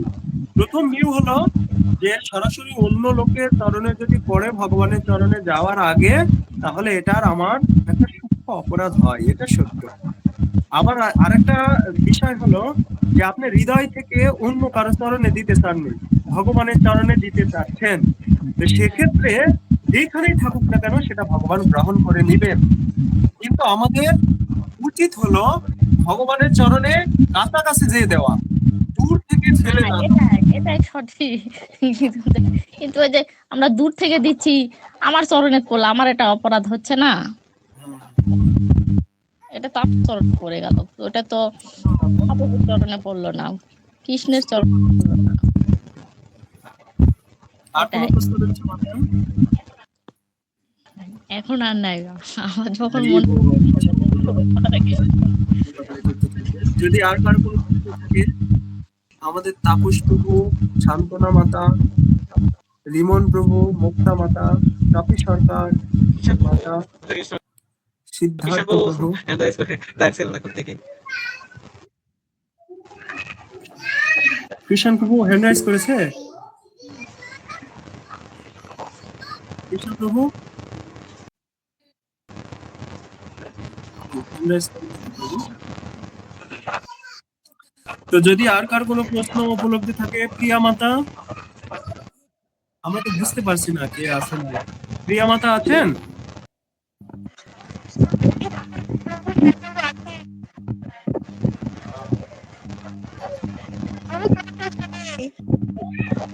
মাতা কোনো প্রশ্ন নেই প্রভু। হরি বল। ঠিক আছে মাতা। এস পি কৃষ্ণ প্রভু, কোনো প্রশ্ন থাকলে প্রশ্ন করুন প্রভু। প্রশ্ন প্রভু, প্রশ্ন না, একটা মেসেজ ছিল, সেটা আমি কয়েকদিন আগে খবর পেলাম আমাদের একজন ভক্তের চার্জে লাগে ফোন ব্যবহার করার সময় ফোনটা বাস্ট হয়ে গেছে। তাই সবার কাছে আমার বিনীত প্রার্থনা থাকবে আপনারা এই কাজ থেকে বিরত থাকবেন, কারণ এখান থেকে আপনাদের বড় ধরনের কোনো দুর্ঘটনা ঘটতে পারে। হরি বল। আমি অসংখ্য স্ক্রিনে ধন্যবাদ। অলরেডি দেখতে পাচ্ছি, এই জন্য আর কি বললাম। হরে কৃষ্ণ। ও, আচ্ছা আচ্ছা, ঠিক আছে। অসংখ্য ধন্যবাদ প্রভু। তো আর কারো কোনো উপলব্ধি নেই? জানি প্রভু, আমরা একবার হরিনাম করে আজকের ক্লাসটি বিশ্রামে দেই প্রভু।